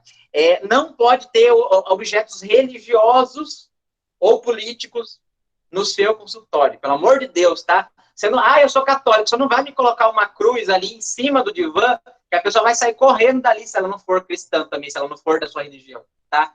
Mas eu acredito no Buda. Não vá colocar o gordinho lá, chonchudo, ali de frente para a cadeira, porque não vai dar certo, tá? Eu não sei, eu sou evangélico, sou hebraico, sei lá o que eu sou. Não importa o que você é, não coloque, tá? Porque não é ético e você pode afugentar a pessoa, ela vai começar a te julgar com base na sua religião, então vai lascar tudo. Mas eu tenho uma tatuagem da Nossa Senhora aqui, cubra. Ah, mas eu tenho orgulho. Não importa, cubra. Ou então saia dessa profissão, porque não é para você, tá? Não dá para você atender as pessoas expondo a sua vida pessoal desta maneira, tá? Desse ponto, porque você vai abrir uma margem de julgamento da pessoa para você que vai azucrinar com a sua vida e não vai dar certo. Então, ou você cobre e não coloca, ou você não trabalha nessa área. É simples assim. Certo? Entendeu? Não estou bravo, eu prometo. Ai. Nossa, não, o Rogério colocou atender com propaganda, a camiseta de propaganda. Imagina que você vai atender com a camiseta do PT aqui, pelo amor de Deus, né? Aparece. Ô Emerson, Oi? e quando na amnésia você tem o conhecimento de que o seu paciente ele é de determinada religião ou denominação, aí você pode expor essa condição, não? Ou é melhor não? Não. Isso Não, sabe não por quê? ajuda na Porque terapia? Vamos supor que ele tem... Não ajuda na terapia? Fecha o seu microfone só um minuto, tá dando eco. Isso, Então, só vou falar por que não, tá? Um simples, vocês vão entender já. Ah, mas ele é igual eu, nós somos charás de religião, nós vamos pra missa junto. Não. Por quê? Porque ele pode gostar de você e, beleza, funciona aí, beleza. Só que ele melhora com você e ele vai falar de você para os amigos dele. É indicação. Lembre-se que a maioria dos profissionais que trabalham com isso atendem indicação. E essa pessoa que é católica, por exemplo, ela não vai ter amigo só católico. Ela vai ter amigo de tudo que é religião, por exemplo. Eu, por exemplo, tenho um amigo de tudo que é religião. Eu não tenho preconceito com isso. Então, vamos supor que ela é católica, mas ela vai falar de você para a amiga dela. E a amiga dela é de outra religião, evangélica, sei lá. A amiga já pode não querer ser atendida por você só porque ela vai mencionar isso, talvez. Talvez ela deixe escapar que você é da mesma religião que ela. E ela esqueça. Não tem como você prever isso. Então, você já perde os futuros clientes que você nem sabia que ia ter por causa disso. Por isso que nunca, em hipótese alguma, você pode falar, se você quiser, pelo menos indicação, né? Você falar para o seu paciente que você é da mesma religião que a dele ou diferente da dele. Certo? Entenderam? Certo? Tudo bem. Emerson, quer falar? Quero. Necessariamente tem que ser um divã ou pode ser uma poltrona e tal? Porque eu terminei de montar o meu espaço agora, né? É o cantinho lá dos atendimentos. Aí eu não optei por um divã. Eu comprei uma poltrona, né? Com almofadinha, isso bonitinho. Ou teria que ser um divã? Essa questão de estar do lado oposto ao psicoterapeuta, tem disso ou não? Não, é mais um fetiche dos terapeutas ter um mesmo, tá. né? Entendi. Mas eu fiquei nessa dúvida. Não precisa, tá? O que tem que ser como regra, tem que ser confortável, porque se a gente quer que a pessoa fique falando assim de desinvestar, tem que estar confortável para ela. Então, se for uma poltrona, que seja uma poltrona confortável, que não seja uma poltrona dura, que ela vai ficar levantando com a bunda doendo toda hora, porque não vai Mas, Sim. assim, se você tem uma poltrona confortável, minimamente confortável, tá ótimo já, tá? Então, não precisa ser um divã, não se preocupe com isso. Inclusive, não tá aqui também, mas eu vou falar, porque eu sou desses que não coloca no slide, vai lembrando na hora de dar aula só. Tá vendo essa dinâmica aqui que tá da cadeira atrás do divã? Vocês estão olhando aí? Sim. Isso daqui é bem psicanalítico. E Emerson, você faz isso? Eu já fiz. Tem hora que eu faço, tem hora que eu paro de fazer. Por quê? Vou explicar para vocês por que é desse jeito aqui. O Freud, ele acreditava que se você não olhar no olho da pessoa, ela não vai se sentir julgada e ela vai falar muito mais abertamente do que se ela ficar olhando para você. Ele acreditava que a pessoa começa a falar, chega um ponto que ela vai falando tanto, que ela começa a falar igual ela fala na própria cabeça dela, ela fala sem pudor, ela fala sem ficar se repreendendo. Então, ele acreditava que era melhor fazer a terapia ficando atrás da pessoa e deixando ela falar sozinha, tecnicamente, sem ver. E funciona assim. Só que qual que é o lado negativo dela, que descobrimos depois que Freud morreu, depois de vários anos que ele morreu? Se a gente fizer dessa maneira aqui, a gente perde muito da linguagem corporal do paciente. Então, a gente não consegue ver se ele está olhando, disfarçando o olhar, se ele está nervoso, se ele está coçando a mão, se ele está fazendo aquela mãozinha de quem vai dominar o mundo, sabe? Aquela mãozinha assim. Então, a gente não consegue ver, porque a gente vai estar atrás. Então, eu digo para vocês, tem o lado positivo e tem o negativo de você fazer a terapia desta maneira. O que o Freud fez, eu realmente comprovo, é verdade mesmo. A pessoa sente muito mais à vontade para falar sem olhar para a cara da gente. Não no comecinho, mas depois de uns 15 minutos de terapia, ela engata a terceira ali e ela vai embora que não para de falar mais. Então, funciona muito bem. Porém, você perde, como eu falei, essa parte da linguagem corporal. Então, é você que decide como você vai organizar o seu setting terapêutico. Porém, fica as duas ressalvas aí para você. Certo? Onde que eu parei? Deixa eu ver. Gente, eu tô bem desfocado, né? Tá. O consultório é um laboratório de atenção centrada no paciente, observação, daí que vem a importância de estar de frente para ele, né? Interpretação, daí a importância de estar de frente para ele também, porque você não vai interpretar só o que ele fala, mas também como ele fala. E análise dos conteúdos expostos, ou seja, de tudo aquilo que ele está te expondo, tudo aquilo que ele está falando, você tem que analisar. Deve-se evitar o uso de, eu coloquei sim, ó, por você que não tinha colocado. Isso quando você decora a matéria, é assim que funciona. Por isso, ó, estudem com slide. Você já decora, você olha a foto, já volta a matéria na cabeça da gente. Ó, deve-se evitar o uso de imagens e artigos religiosos ou afins que demonstrem qualquer tipo de crença pessoal, tá? Não é só religioso e político. Qualquer coisa que demonstre uma crença pessoal, você tem que largar a mão, não pode colocar lá. Mas eu quero, não coloco. Mas a clínica é minha. Então, você que se lasque e não tenha paciente nenhum, então, tá? Difusor tem problema, Emerson? Oi, diga. Difusor? A pessoa tá o cheirinho, difusor pode usar? Não, cheirinho não. Isso não tem problema não, né? Pode ser tem a rinite, pode ter esse problema, né? Se você optar por cheirinhos, que seja um cheirinho bem suave, um cheirinho assim, lavanda que é mais... que é mais suave, tá ótimo. Não vá fazer uma câmera de gás lá do River na negócio, senão não vai dar certo. Natália, isso é ótimo. Natália, quer falar alguma coisa? Agora baixou. Assim, Natália, não estou te vendo, mas se você quiser fazer uma pergunta, me faça aí. Tá? Quem mais? Vamos lá. O setting terapêutico é composto por 3 elementos principais, né? O espaço, que é o local onde você está, é a ambientação do local, tem que ter digamos, uma vibe boa, você tem que entrar ali dentro e se sentir acolhido. Você não, né? O paciente. Ou eu não sei que você seja paciente. O tempo, eu quero ficar 5 horas com a pessoa. Tudo bem, mas ainda assim é um tempo. Então, você tem que saber mais ou menos quanto tempo você tem com cada pessoa, porque na hora que você vê que já está quase chegando no final da sessão, vamos supor, eu faço normalmente sessão de 1 hora. E aí eu vi que falta 5 para 1 hora e a mulher está falando ainda que o carretel está descarrilhando. Eu tenho que aproveitar uma pausa ali que ela tenha para finalizar a sessão, porque eu não posso interromper ela.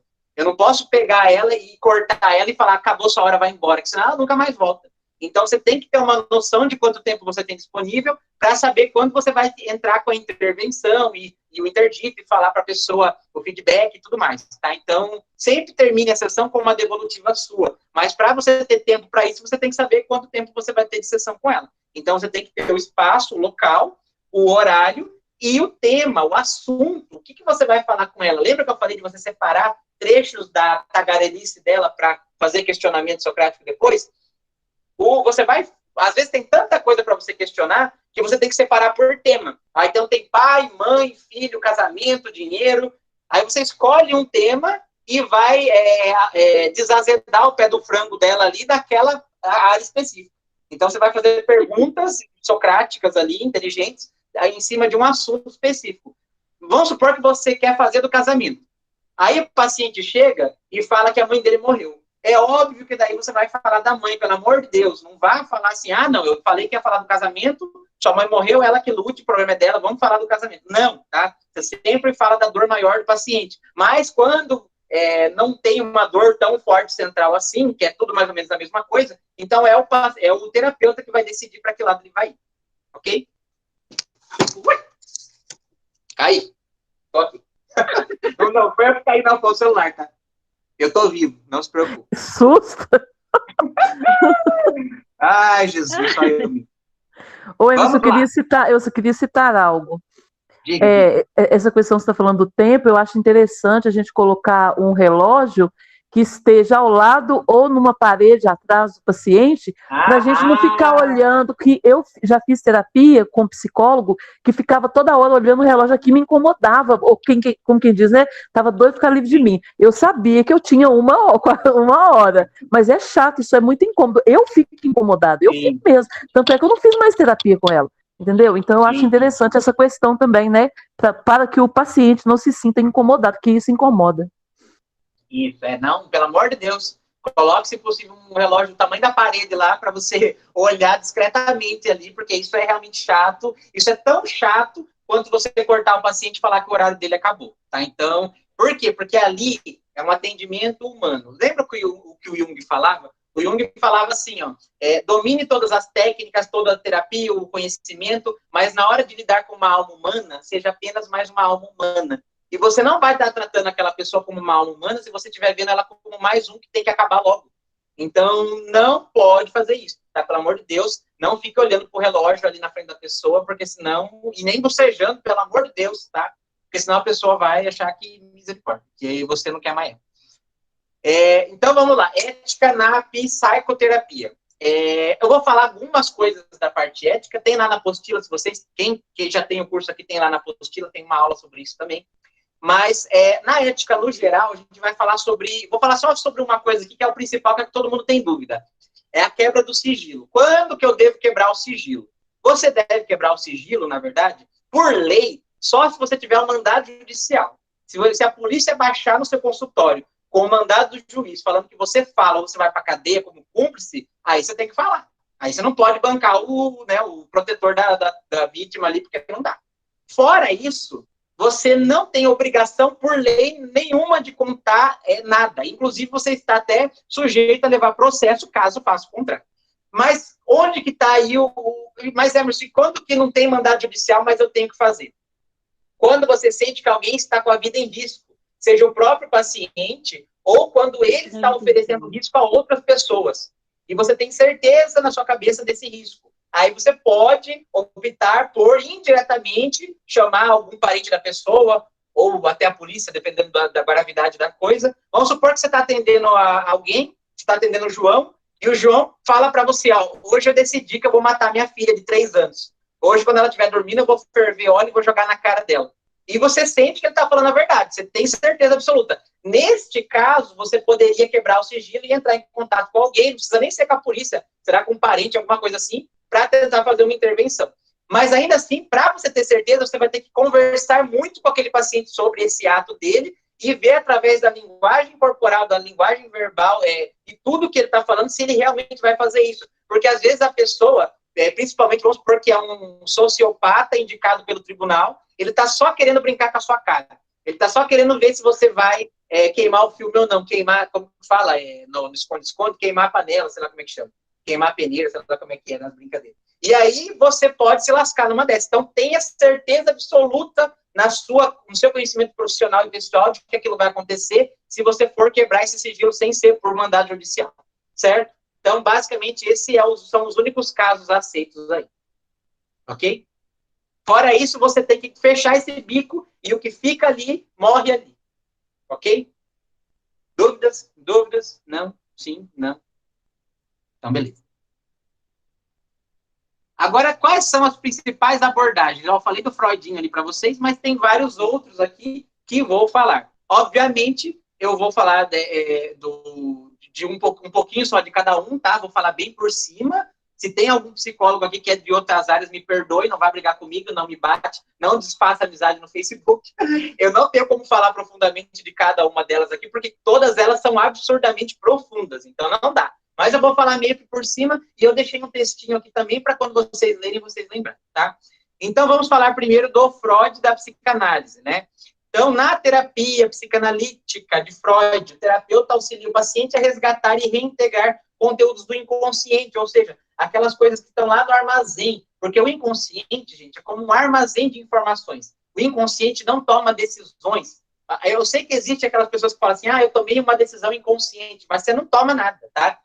A consciência, você tem o tempo todo ela. Só que inconsciente, ele é uma influência. Ele faz você tomar ou não uma decisão, às vezes, com base na influência dele, mas o poder de decisão é só da consciência, é só do ego, tá?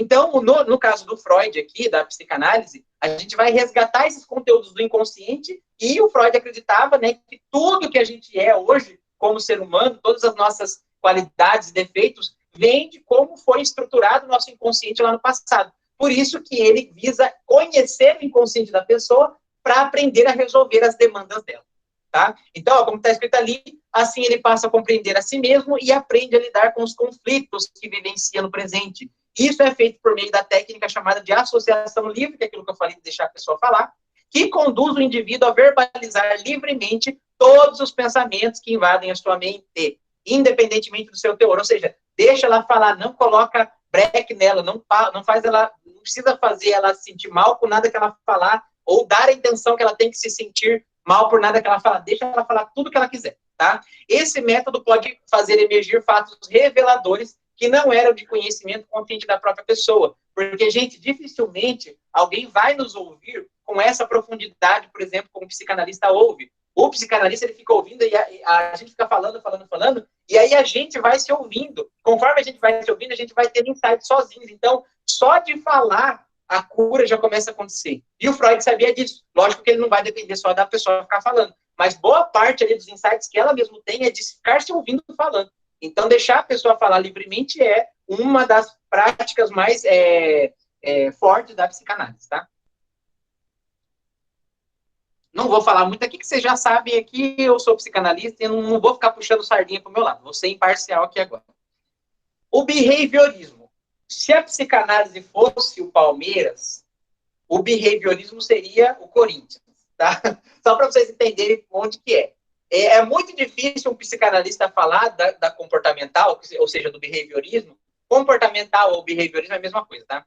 É impossível falar é quase impossível, né? Eu não, mas é quase impossível falar sem ter uma picuinha, sem ter ali uma coisinha. É a mesma coisa do palmeirista falar do Corinthians sem ele dar uma cutucada. Não tem como, é difícil, tá? Porque é o total oposto da psicanálise, tá? O behaviorismo, ele é o oposto dela, tá? Eu vou ler aqui, depois eu vou explicar para vocês. O behaviorismo, então, na verdade, a psicologia comportamental, que tem como ponto central a análise e modificação dos comportamentos.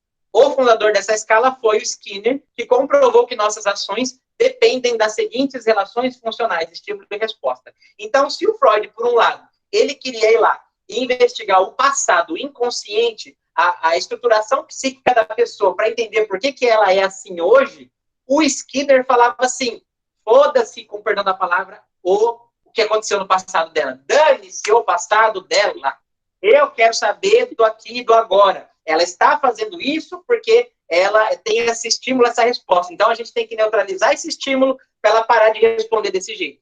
Para o Skinner é assim. E, cientificamente, ele conseguiu comprovar que padrões de comportamento conseguiriam ser mudados assim. Né? Isso ele testando com ratos. Você já viu aquele experimento de fazer o ratinho achar a saída do labirinto, dando biscoitinho para ele, fazendo ele apertar o botãozinho? Não sei se vocês já viram esse estudo aí. Foi o Skinner que desenvolveu. Hoje em dia, por causa do veganismo e tudo mais, é proibido nas faculdades usar rato de verdade, o que perde um pouco a lógica da coisa, né? Mas, enfim. Mas ele fazia com rato de verdade, e até há uns, acho que 6, no máximo 5, 6 anos atrás, era feito com rato de verdade na faculdade. Você tinha o seu ratinho, você treinava ele a achar o caminho certo.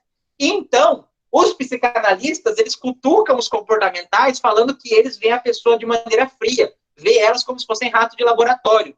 E os comportamentais falam que o Freud, ele via a pessoa como de maneira sexual, que tudo é sexo, que tudo é pênis, tudo que é vagina. Então, um cutuca o outro dessa maneira.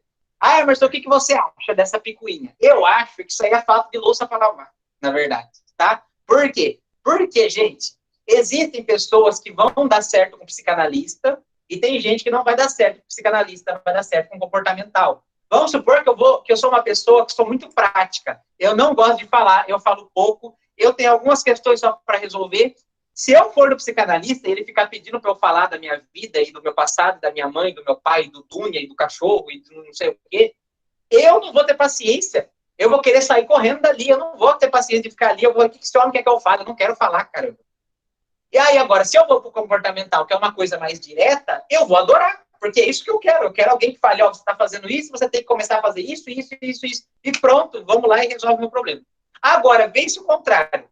Eu estou precisando falar, eu estou guardando coisa a vida inteira. A vida inteira minha mãe falava engole o choro, meu pai falava engole o choro, ninguém me ouviu falar, eu não tenho amigos. Eu chego para um cara e o cara não quer deixar eu falar do meu passado. Ele não quer que eu fale da minha mãe, do meu pai, Eu vou me sentir mal com isso, não é? Então, o que acontece? Existem pessoas que vão dar certo com o comportamental e não vão dar certo com a psicanálise e vice-versa. Não existe uma terapia melhor. Se só existisse a psicanálise, quem é mais direto e objetivo não ia ter benefício na terapia, não ia conseguir se sentir bem lá. E mesma coisa o contrário. Então, a minha opinião é que tem demanda para todo mundo. Todo mundo tem como entrar nessa área de terapia com a abordagem que queira. Não existe abordagem melhor. Existe abordagem específica para a necessidade de cada psique humano. Entenderam? Estamos resolvidos? Sem Palmeiras e Corinthians mais aqui. Eu não falei mal do comportamental, tá? Está registrado, está gravado, tá? Eu só acho que o primeiro psicanalista na história que não mete a boca, que não fala mal do comportamental, não fala mal do esquilo. Entenderam, gente? Entendeu? Cida, Yara? Tudo bem? Então, beleza. Então, não vou ler o resto aqui, mas vocês já entenderam, né? O comportamental é aquela coisa mais estímulo e resposta. É tipo se ele for tratar numa fobia, por exemplo, ele vai fazer a aproximação, ele vai fazer um enfrentamento. Então, a pessoa tem fobia de barata, ele vai começar a falar de barata, depois ele vai começar a mostrar umas fotos, depois uns vídeos, até ele trazer uma barata necessariamente para a pessoa. Então, mais ou menos assim, para vocês entenderem a abordagem deles. Ele não vai fazer que nem o psicanalista, que vai entender por que ele começou com a fobia de barata, que foi lá em 1980, quando o irmão jogou uma barata morta em cima dela. Ele não quer saber nada disso. Ele só quer tratar a reação, certo? Isso aqui é mais ou menos, grosseiramente falando, como funciona o comportamental, assim como eu expliquei também grosseiramente como é a psicanálise. Não tô bravo, prometo. Ai, meu Deus. Vamos lá. Agora tem também essa daqui, gente, eu coloquei aqui porque vocês podem ter a dúvida, tá? Mas e a cognitivo-comportamental? Ela, tecnicamente, está quase na mesma área. Ela tem uma diferenciação um pouquinho só. Uma sobrancelha de diferença, tá? E essa daqui é até um pouco mais famosa hoje em dia do que a própria comportamental. Então, TCC, hoje em dia, está mais famosa do que a própria comportamental do Skinner, né? E a cognitivo-comportamental já é mais do Aaron Beck, tá? E ele compreendeu que cada pessoa possui uma forma de ver o mundo. São padrões de pensar e agir que constroem e se cristalizam de acordo com as experiências vivenciadas. E são exatamente os pensamentos disfuncionais que produzem emoções negativas que desencadeiam comportamentos inadequados e autodestrutivos. Então, ele foi aqui, na terapia cognitivo-comportamental, um pouco mais profundo, digamos, do que a comportamental. Se o comportamental é bem direto, é ação e estímulo, na cognitivo-comportamental, o Beck ele queria mostrar que a pessoa cria uma constelação de comportamentos, um grupo de comportamentos dela. Ele não vai falar que é por causa da infância, por causa do pai, e por causa da fase anal, nada disso. Mas ele sabe que a pessoa, desde lá da infância, ela começou a criar hábitos. Esses hábitos podem não ser saudáveis. Então, esse conjunto de comportamento cognitivo pode ser reestruturado. Então, ele não vai pegar coisas isoladas e separadas, como, por exemplo, na comportamental. E sim, ele vai ver o ser humano ali naquele contexto todo de crenças que ele tem, e aí ele vai buscar técnicas específicas para chegar na fonte daquele comportamento. Vamos supor, se hoje em dia ele tem fobia de barata, tem fobia de lagartixa, tem fobia de palhaço. E, em vez de ele ir na comportamental e trabalhar fobia por fobia, na terapia cognitivo-comportamental, ele ia aí no foco do medo. Onde que está o estímulo de medo? Qual foi o primeiro estímulo de medo dele? E ele ia ir por essa área para tentar neutralizar com mais facilidade as outras depois, tá? Então, é um pouquinho mais profundo, digamos assim, do que a comportamental só, mas ainda tem a mesma premissa, a mesma lógica da coisa. Entenderam? Certo. Então, passando para o próximo. A psicologia humanista agora. Gente, essa aqui é a psicologia good vibes, miçanga na praia, tá? Vocês vão entender por quê. Mas ela é muito utilizada, principalmente a PNL usa muito dela, tá? Quem já fez curso de PNL vai entender. A PNL usa muito dela, a constelação usa muito dela, cursos de hipnoterapia também usam muito. Então, se tem uma técnica que várias outras abordagens diferentes, outras técnicas terapêuticas utilizam, é a humanista, tá? E nessa, vou ler aqui para vocês. Então, nessa abordagem de Carl Rogers, que é o, digamos, o mestrão dela, o papel do terapeuta não é de tratar as neuroses, então ele não vai focar no problema. Diferente da psicanálise, do comportamental, do cognitivo, onde a gente vai entender, vai pegar a queixa, o problema da pessoa e vai começar a trabalhar em cima dele, na humanista a gente vai ver o que a pessoa tem de bom. A gente não vai querer focar no negativo, a gente vai aumentar o positivo. A gente vai focar no que ela tem de bom, no que ela oferece de melhor, no que ela pode aprender, no que ela aprendeu com isso, no que as coisas ruins fazem ela tirar de bom, de resultado, de aprendizado. Então, a gente foca na parte boa do ser humano, nas qualidades dele. E por causa de ser uma terapia que não bate tão de frente com as outras necessariamente, ela acaba sendo utilizada muito para ressignificação, que é uma parte importante em quase todas as abordagens. Por isso que essa linha da psicologia é quase que uma das únicas abordagens que podem ser mescladas com as outras. Porque se você fizer ela, a humanista, você começa a ter uma base para ressignificar problemas, por mais que seja o foco dela, muito forte. Você consegue fazer a pessoa focar no que é bom, no que é positivo. Então, é uma linha, assim, muito legal também de você aprender, né, mesmo que seja por curiosidade, porque ela tecnicamente não anula a outra abordagem que você tem, a principal. Certo? Quem mandou aqui? Alguém mandou alguma coisa aqui? Deixa eu ver. Eita. Perino, Emerson, parabéns, tá. um abraço. Tá. Obrigado, Perino. É isso aí mesmo. Deixa eu ver o que mais. Tá, então vamos lá. E sim, proporcionar um ambiente acolhedor para que o indivíduo consiga crescer e alcançar o melhor de si mesmo. Então, nessa abordagem, a gente vai fazer tudo que é possível para a pessoa ficar bem, para ela ficar feliz, focando no positivo. É uma linha de abordagem onde a gente não foca em problema, em solucionar problema, e sim tratar ali os lados positivos e bons daquele ser humano que está ali na sua frente, tá? Um dos conceitos centrais da psicologia humanista é a aceitação incondicional, é aquela coisa de não ficar se negando, não ficar se cobrando, ficar se xingando, ficar se autodepreciando e focar na aceitação do que é. Mesmo que o que você tenha precisa ser resolvido, mas você tem que aceitar o problema antes de querer uma solução. Não existe querer tratar o problema sem você aceitar que tem ele primeiro, sem você aceitar quem você é. Então, a aceitação incondicional é uma das bases dos conceitos primordiais aí da psicologia humanista. Tá? Bom, não vou ler aqui, porque basicamente tudo que eu falei está escrito aqui depois. Só coloquei esse textinho aqui para vocês lembrarem disso quando forem ver o slide depois, tá? Mas o que está escrito aí é o que eu já falei. A fenomenologia existencial. Essa daqui é quase uma linha filosófica, tá?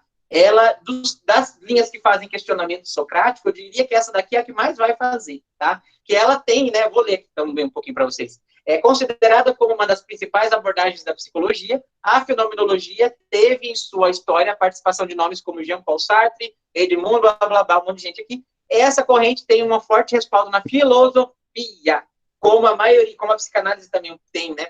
E seu enfoque está na realidade das experiências e na intencionalidade das atitudes. Então, o que acontece aqui? Aqui a gente vai trazer, através de questionamentos filosóficos, não só isso, tá? Mas principalmente através de pensamentos e questionamentos filosóficos, quem é aquele ser humano que está ali, o que está acontecendo na vida dele, por que ele está naquele local, por que ele está passando por isso, o que ele pode ver a partir disso, o que ele pode aprender com isso. Então, a gente vai, digamos que meio que filosofar em cima do paciente e ver os acontecimentos da vida dele, o que tem uma coisa a ver com outra, dentro dessa linha de questionamento, de compreensão. Então, só que a fenomenologia existencial, ela vai ser diferente de todas as outras, né? E ela vai ter uma linha que vai ter várias técnicas específicas. Essa que eu estou falando para vocês, né, no caso, seria só uma delas, mas a fenomenologia existencial, ela vai englobar outras técnicas dentro dela, também que eu não vou poder falar aqui, porque não é minha especialidade. Mas o foco, digamos, a central dela é uma linha filosófica de compreensão do paciente e do próprio paciente quanto a si mesmo. Tá? Eu não vou ler aqui tudo, porque senão misericórdia. Mas tá aqui também, se vocês quiserem dar uma olhada depois, pesquisem aí, é bem legal. Tudo bem? Entenderam? Dúvidas? Não? Quem aí já conhecia essa abordagem, fenomenologia existencial? Eu conheço porque eu fiz filosofia clínica, né? E Ah, tá. nem sempre eu posso aplicar filosofia clínica. A psicanálise abriu um leque que, assim, é outra clínica que me encantou. Mas você percebe que há uma semelhança, né, dentro dessa parte, pelo menos, né, da psicanálise como também uma espécie de linha filosófica onde a gente usa os conceitos de inconsciente para criar questionamentos para a pessoa, né? Então, talvez é por isso que você gostou dela, porque a psicanálise também tem um pezinho na filosofia, digamos assim. Foi um casamento que deu certo para mim, viu? Foi um casamento que, assim, a psicanálise e a filosofia clínica, para mim, a minha concepção, foi um casamento bom. Sim, com certeza. Então, aí vai faltar uma aqui que eu não coloquei, tá? Que é a psicologia transpessoal. Eu não coloquei, não sei porque eu não coloquei. Não vou nem falar, porque eu acho que lembrei que eu não coloquei. Porque é para ninguém assustar com ela, tá? Apesar de eu ser psicanalista, quem é o primeiro psicólogo transpessoal da história? O Jung. O que o Jung é? Psicanalista, que é o discípulo de Freud lá. Por que o Freud começou a não gostar do Jung? Porque o Freud ele não levava a parte, digamos que espiritual, com muitas aspas, em consideração para avaliar o contexto mental do indivíduo. O Jung ele já percebeu que esse lado da pessoa, das religiões, das crenças, da parte, digamos, espiritual mesmo, com aspas, não de espírito, de fantasma, mas da parte interna da pessoa ali, ele via que isso tinha muito impacto na vida emocional da pessoa também. E pessoas que tinham certa religião, certa prática, ou não tinha, ou ia muito ou ia pouco, influenciava no quanto ela estava bem ou quanto ela estava mal. Então ele queria englobar essa parte aí também. Porém, o Freud achava que não pode misturar as coisas, então eles começaram a se desentender. Mas o Jung, ele foi cronologicamente falando o primeiro psicólogo transpessoal, mas não é ele o criador, o desenvolvedor da técnica. Vocês ouviram falar lá no começo da aula que a minha área de foco, né, como hipnólogo, né, como hipnoterapeuta, é a psicologia, a hipnose transpessoal, que obviamente tem como sua mãe a psicologia transpessoal. Então, tem alguns alunos aqui que já fizeram o curso de hipnose transpessoal aqui, sabem do que eu estou falando, mas eu posso ser psicanalista e ser um terapeuta que usa também a parte transpessoal, porque ele não anula o que o Freud falou. Então, o Jung ele não queria anular o que o Freud tinha descoberto. Ele queria só acrescentar uma camada a mais e o Freud não aceitava. Então, eu aceitei essa camada. Tá? Então, eu trabalho com a psicanálise, mas eu também trabalho seguindo um pouco da linha da psicologia transpessoal, quando eu uso a hipnose transpessoal, que eu sou aqui praticamente o único, eu sou, né, o único professor do Brasil que ensina essa técnica. Então, a psicologia transpessoal também é importante e ela visa tratar e entender a pessoa como ela lida com religiões, aqueles chás lá do ayahuasca, o rapé, se ela vai para algum tipo de ritual, não ritual satânico, tá, pelo amor de Deus, tá? Algum tipo de ritual da rotina dela, da semana dela, como ela lida com até com psicotrópicos, com coisas que mexem com a mente dela. Então, a psicologia transpessoal, ela vai transcender o ego, ela vai transcender o ser humano, e ela vai ver como as coisas externas a ele impactam na vida emocional da pessoa. Então, a psicologia transpessoal, ela é a quarta força, tá? Ela é muito forte, ela é a quarta força da psicologia, por mais que eu não tenha colocado ela aqui, a primeira força da psicologia é a psicanálise, a segunda é a comportamental, a terceira é o humanismo, e a quarta é a transpessoal. Então, ela é muito importante, sim, tá? Porém, como ela estuda essas coisas que normalmente são um tabu para a maioria, então ela acaba ficando meio que tendo muito preconceito em cima dela, o que é totalmente ridículo, porque ela é uma linha forte da psicologia como qualquer uma outra, tá? Mas existe preconceito sobre ela. Acho que é por isso que eu coloquei aqui, mas agora... Ô, Emerson, Oi? daí ela trata também com 5 níveis de cura, não? Só para efeito de curiosidade. Ah, tá. Nesse caso aqui, a gente vai tratar o ser humano como um todo, no geral. É aquela parte é o verdadeiro significado de holismo, holístico. Se a gente pegar na origem etimológica, no significado da palavra holístico, não tem nada a ver com esotérico, ou com signo, ou com nada disso. Holismo vem daquilo de holos, que significa todo. Holismo vem de holos, que significa totalidade. Então, quando você vai fazer uma terapia holística, você está tratando o ser humano como um todo, ou seja, mente, corpo e espírito. Então, no caso dela, você pode ter 5 níveis de cura, 6, 7, 8, 10. Na verdade, a psicologia transpessoal, ela vai querer entender todos os aspectos daquele ser humano. Não necessariamente 5, pode ser 5, 4, quanto que o terapeuta ali enxergue que é necessário ver dentro daquela pessoa. No caso da hipnose transpessoal, nós temos 5 níveis de cura. Mas, no caso da psicologia, que não tem necessariamente a ver com a hipnose transpessoal, ele vai abordar o que ele considera que para aquele ser humano está tendo influência sobre ele, certo? Mas não tem uma quantidade certa de áreas que ele vai investigar. Ele vai investigar corpo, mente e espírito, isso é inegociável. Mas dentro dessas 3 áreas, aí cada um vai seguir uma abordagem específica, uma linha de trabalho específica, certo? Entenderam? Legal. Beleza. Então vamos lá. Alguma dúvida das abordagens, gente? Entenderam? Eu sei que eu falei rápido aqui sobre cada uma delas, mas qualquer dúvida vocês mandem lá no grupo também, tá? É só para a aula não ficar muito grande. Então vamos lá. Agora aqui, vamos às etapas. Como funciona um processo terapêutico? Presta atenção aí no quadro.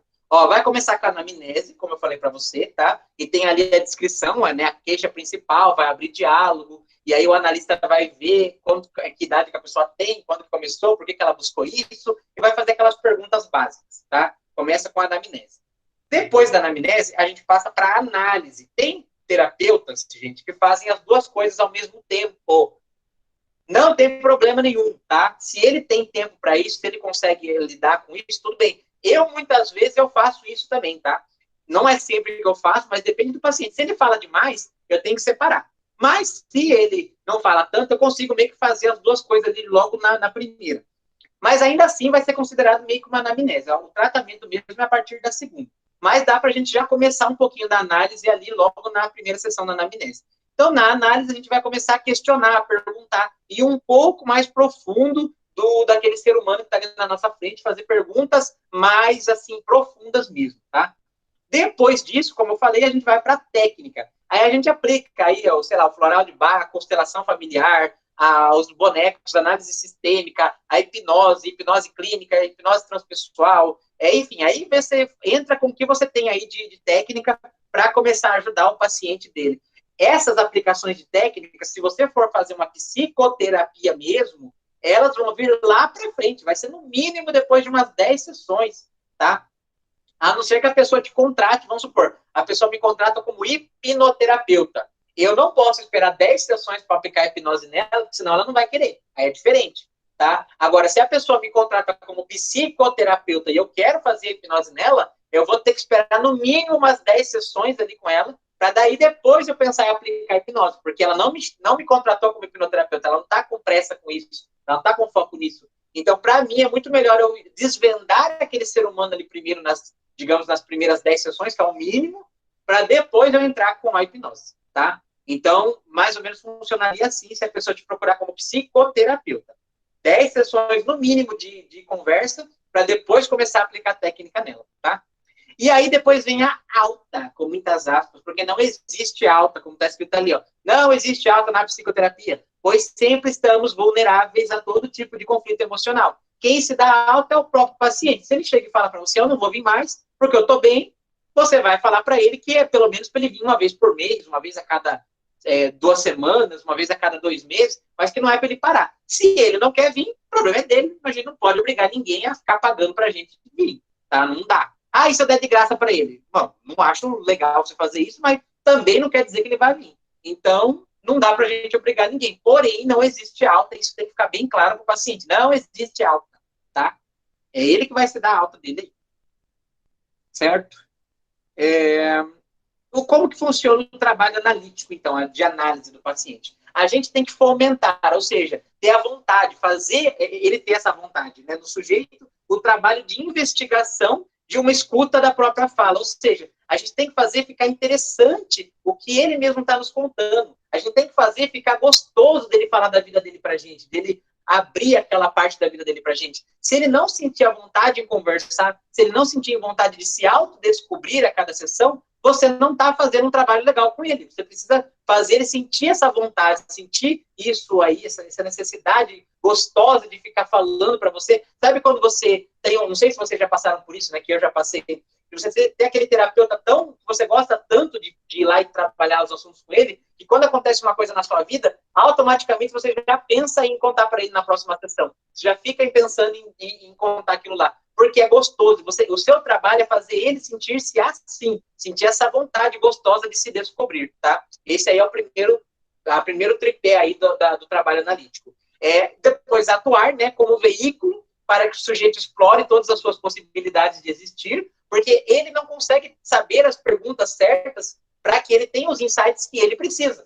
Mas você, como você tem o estudo teórico, como você tem a formação, você sabe como conduzir e como fazer, o que perguntar para que ele se descubra, para que ele se desenvolva. E aí você vai ter que atuar como veículo para isso na vida dele, certo?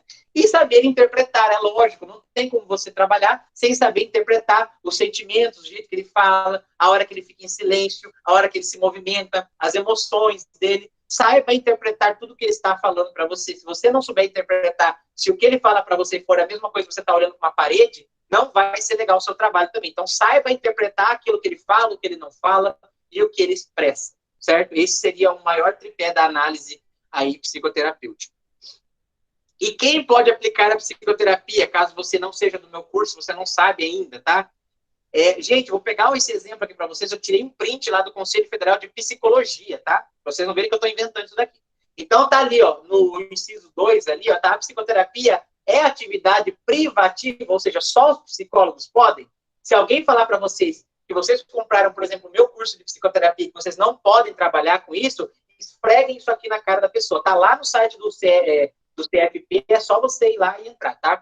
O Conselho Federal de Psicologia regulamenta a atuação do psicólogo na psicoterapia, ou seja, ele cuida caso o psicólogo faça alguma coisa, pise na bola, abuse ali do cliente, ele ainda consegue entrar na briga, tá? Tá dizendo isso, conforme a resolução, blá, blá, blá. Entretanto, de acordo com a legislação brasileira, ou seja, com a lei do nosso país, a técnica e a prática da psicoterapia não é atividade privativa dos psicólogos, podendo ser praticada por outros profissionais, desde que não utilizem o título de psicólogo. Ou seja, vocês podem fazer o meu curso, começar a abrir a clínica, atender, e pode atender, a lei está do lado de vocês. O que vocês não podem é falar que vocês são psicólogos, que vai ser mentira. Vocês não podem. Isso aí é só fazer na faculdade. E vocês podem fazer se quiserem depois. Agora, proibir vocês de, com o certificado do meu curso, abrir uma clínica e começar a trabalhar, isso ninguém vai poder dizer. E se alguém disser isso daí para vocês, você pode mandar isso daqui para ela. Tem o link também, você pode entrar direto ali no CFP e mandar para a pessoa, tá? Então, com o meu curso, sim, vocês estão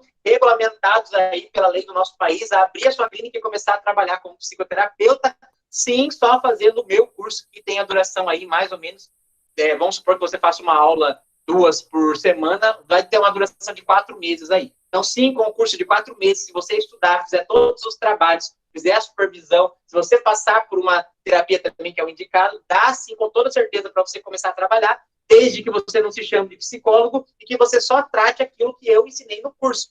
Não vá atender coisas que eu não ensinei lá, tá? Por exemplo, eu não ensinei a tratar esquizofrênico, por exemplo, porque é uma coisa mais intensa, que daí tem que ter um conhecimento um pouco maior para saber lidar. Eu trato, né, porque eu sou formado, sou psicanalista, mas se você fez só o meu curso, e no meu curso não tem nada ensinando esquizofrenia, você não pode pegar um caso de esquizofrenia para atender, tá? Porque daí o meu curso já não tem nada a ver com o que você está fazendo. Agora, se você atender só o que você aprendeu lá, tá tudo certo, tudo ok, pode atender sem problema nenhum. Ok, estamos conversando. Está gravado aqui, caso a polícia precisa ver. Ou vem policiais, está falado aqui. Tá. Se vocês não conhecem o curso ainda, tá? Mas vocês querem conhecer, não sei se tem alguém aqui que não está no curso ainda. O curso funciona assim, ó, ele tem 13 módulos, tá? Acho que tem 13, não sei se é 13 ou 14, se eu coloquei errado ali. Com videoaulas curtas, quem já fez sabe que as aulas ali tem no máximo 10 minutos, porque eu não gosto de ficar enchendo os pacová de vocês também com aula muito longa. Então, as aulas são curtas. Se eu falo que eu vou falar de batata doce com azeitona, eu começo o vídeo falando da bendita da batata doce com azeitona. Vocês sabem disso. Eu não abro o vídeo e fico falando de 1000 coisas até chegar no foco do vídeo. Se eu falo que vou falar de tal coisa, eu falo de tal coisa. tá? Então, é bem direto. A linguagem que eu usei aqui na aula com vocês é a mesma linguagem que eu uso lá. Então, eu não fico formal, eu não fico pomposo. Eu não dou a aula de terno mesmo, não dou a aula todo chique, porque não é isso que vai fazer vocês aprenderem, tá? Eu só quero me fazer ser compreendido. Todos os módulos têm uma aula de revisão gravada, então tem de 2 turmas. Se você não quiser assistir só de uma, você assiste das 2. Terminou o módulo 1, vai lá embaixo e procura a aula de revisão do módulo 1. Terminou o módulo 2, vai lá embaixo, revisão do módulo 2, até você fazer todas, porque é muito importante, tá? Tem a apostila ali também, né, que a apostila é em cima das aulas, então você pode, eu até leio a apostila junto nas aulas com vocês, para vocês, porque muita gente dá uma apostila que não tem nada a ver com a videoaula, e aí a pessoa tem que ficar caçando as coisas ali. Então, na minha, você olha a apostila junto com a videoaula, que é ao mesmo tempo as duas coisas, tá? 4 avaliações, 4 provinhas para você, tá? Quando você fizer a prova, você me avisa, porque eu não tenho bola de cristal, então eu preciso saber que você fez a prova. Então, fez a prova, avisa lá no grupo ou avisa no meu particular, que eu vou lá corrigir e passo a nota para você, tá? Vai ter trabalhos extras, né? Lógico que vocês sabem, não tem como não passar alguns trabalhos aí. A formação dura mais ou menos uns 4 meses, o acesso é vitalício, pode assistir o resto da vida, vocês vão poder me aguentar. E a certificação tem 100 horas de duração, registrada pela ABRAT e pela Biblioteca ali Nacional, RDA. Esse é o curso aí, que já tem gente formada aí, lógico, né? Tem gente que está entrando agora, que não sei que módulo tá, depois eu vou perguntar aqui quem que é novo, e tem pessoas aí que são curiosos, que estão vendo ainda, será que isso é para mim, será que não é? Lembrando, eu falei de 5, acho que 5, né? 5 abordagens. Lá no meu curso de psicoterapia, eu só ensino a psicanálise, tá? Se você acha que você vai aprender o comportamental, tira o cavalinho da chuva, porque não dá. Nem teria como eu ensinar 5 abordagens no mesmo curso, que senão você vai sair de lá perdida, né? Mais perdida que camaleão na parada gay. Então, não dá certo. Você tem que saber uma abordagem só para você focar nela até o fim, tá? Se vocês quiserem aí a outra abordagem, vocês vão buscar um outro curso diferente. Aí a faculdade de psicologia. Na faculdade de psicologia, sim, como ela tem 5 anos, ela tem tempo de ensinar tudo para você. Então, na faculdade de psicologia, ela vai ensinar um pouco de todas, mas é faculdade, é outra história. Você sai da faculdade, você vai ter que escolher um curso do mesmo jeito, tá? Você vai ter que escolher uma especialização das 5 abordagens, se você quiser trabalhar com clínica. E a psicanálise é uma delas. Então, meu curso, ele foca na psicanálise. Apesar dele ter umas outras técnicas que não são da psicanálise, não são de ninguém, tecnicamente, mas o foco ali, digamos, 80% do curso é psicanálise, tá? Então, se vocês não gostaram da linha que a abordagem que a psicanálise segue, o curso não seria para vocês, tá? Mas se vocês gostaram, então, vamos lá, que é chuchu beleza. Tá, deixa eu falar com vocês aqui agora, porque eu falei que nem uma draga aqui agora. Quem que é novo aqui? Vou começar pela lista de chamada. Margarida. Margarida, você está fazendo uma aula, Margarida? Não entendi. Você está fazendo o curso de psicoterapia? Comecei. Qual módulo você está? Olha, Emerson, eu já assisti a várias aulas. Só que eu ainda, agora que escutei você falando sobre umas revisões, eu vi lá sobre as revisões. Eu estava esperando o dia de hoje para me assistir essa aula e tirar as dúvidas com você. Então é necessário preencher aquelas revisões lá, né? Sempre você vai ter, vamos supor, vai ter módulo 1, tem módulos que tem bastante aula, tem módulos que tem pouco. Sim. Vamos supor que você pega um módulo 1 e ele tem 5 aulas, eu não sei, exemplo, tá? Você assiste a aula 1, 2, 3, 4, 5. Terminou a aula 5, você não vai para o módulo 2, você vai lá embaixo, pega a aula de revisão, e aí você abre a aula de revisão do módulo 1 e assiste ela. Ela vai ser um pouco mais longa porque ela foi gravada ao vivo com os alunos assim. E aí você assiste ela, quando você terminar de assistir ela, é que você vai abrir o módulo 2 e começar o módulo 2. Porque senão você perde, porque assim, nas aulas, nessas aulas gravadas, que eu vou direto ao ponto, eu vou muito direto ao ponto. Se vocês já assistiram, vocês sabem que é assim que acontece. Eu não enrolo, eu vou direto. Então, como eu não enrolo lá, como eu vou muito direto ao ponto, eu não fico, como que eu diria? Eu não fico falando uma linguagem muito abrangente sobre aquele conteúdo, eu não vou esmiuçar. E eu só vou esmiuçar de verdade lá na revisão. Então, tem muita coisa que eu falo na revisão que é importante que eu não falo nas aulas 1, 2, 3, 4, 5. Por isso que é importante você terminar elas e, em vez de ir para o próximo, você ir para a aula de revisão e depois ir para o próximo, tá? Para você não perder nenhum conteúdo. Uhum. Quem mais está aqui? eu ver, vou perguntar para o povo novo. Os velhos eu pergunto depois. Yara, você está fazendo o curso também? Tô sim, Emerson. Eu entrei ontem. Eu comprei o curso ontem. Eu tô tempo de fazer alguma coisa? Se deu. Eu assisti até a aula 12 do módulo 1. Ontem mesmo. Tudo isso no módulo 1, nem lembro mais, gente. Tem 14 aulas. Tem.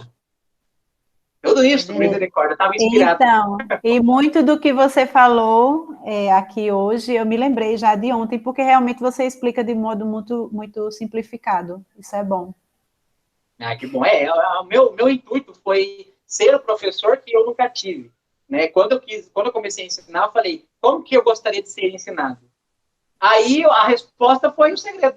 A verdade é que a maioria dos professores, eles não pensam nisso, eles pensam na imagem deles. É o ego deles, né? Que imagem que eu estou passando na hora que eu estou ensinando. Eu vou dar aula de terno, eu vou dar aula com aquele negócio aqui assim, com aquela lapela, eu vou ficar chique, eu vou passar um perfume elegante. E aí eles se esquecem do principal, que é a comunicação, de ser entendido. E eu não me preocupei com nada disso. Falei, eu queria um professor simples que chegasse lá e fizesse eu entender o que eu tenho que aprender. Porque no final das contas é isso que eu vou levar para minha vida. Eu não vou levar a marca do terno do professor para a vida. E aí eu respondi essa pergunta e falei, eu vou ser assim, você naturalmente vocês viram que eu trato a aula como se fosse uma conversa, né? Eu quase estou conversando com vocês ali e abro a apostila junto com vocês ali para a gente conversar sobre ela, porque tem que ser assim, senão não entra. O assunto já é complicado. Vocês sabem que o assunto já é delicado, é complexo. Se além do assunto ser complexo, você tem trabalho em dobro, que é o trabalho de aprender a matéria e o trabalho de entender o que eu estou falando ainda, de buscar no dicionário, aí não vai vingar. Então, eu sempre sou e sempre vou ser simples na hora de ensinar. Quem gosta, gosta, e quem não gosta, que lute. E vá para outro curso, porque eu não vou mudar, né? Eu não tenho como mudar, porque eu vi que funciona assim. Se eu visse que ninguém está aprendendo nada, eu mudaria. Mas como a maioria gosta desse jeito, então, tá certo. Tá? A validação funcionou. Então, vamos continuar assim. Certo? Obrigado, Yara. Espero que você goste aí. Quando você fizer as provas, me avise. Yara, Margarida. Tem mais uma aluna nova aqui para ver quem? A Natália. Natália, você consegue falar comigo? Você já comprou o curso? Está fazendo? Natália? Deixa eu ver se a Natália está digitando. Tá. A Natália está assistindo a primeira aula hoje, ela falou. Então, beleza. Se for escrever mais alguma coisa, depois eu leio aí, Natália. Quem mais que está aqui? Oi, sou eu. Porque... Pode falar. Hoje é a minha primeira aula. É porque, na verdade, meu nome é Lucileide. É que eu entrei pelo o aplicativo da minha filha, que eu não conseguia acessar o meu. Ela que é Natália. É por isso que eu estava voando aqui. Eu leio o nome que está aqui, né? Então, por isso que Natália. Eu esqueci que tinha entrado pelo dela. Enfim, eu faço psicanálise, estou no 7º módulo de psicanálise. E hoje a minha primeira aula, estou adorando. Já atendo como hipnoterapeuta. Que legal.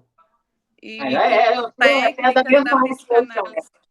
Psicanalista que está na linha da hipnose. Isso aí. Então, é nóis. Mesma área. Que bom que você gostou, tá? Já tem outros profissionais aqui, tem psicólogos formados já, que já são psicanalistas, já fizeram... Vocês viram, não sei se vocês olharam lá no site, tem depoimento dos alunos, tá? Tem depoimento de psicólogo formado, que já fez pós-graduação de psicanálise e também fez esse curso aqui. Então, a pessoa que já é psicólogo, já é psicanalista, ela não está livre de fazer esse curso, de aprender alguma coisa aqui comigo. Então, todo mundo pode aprender, assim como eu continuo fazendo curso até hoje, todo mundo tem a chance de continuar aprendendo, como a Natália, que não é Natália, está falando aqui.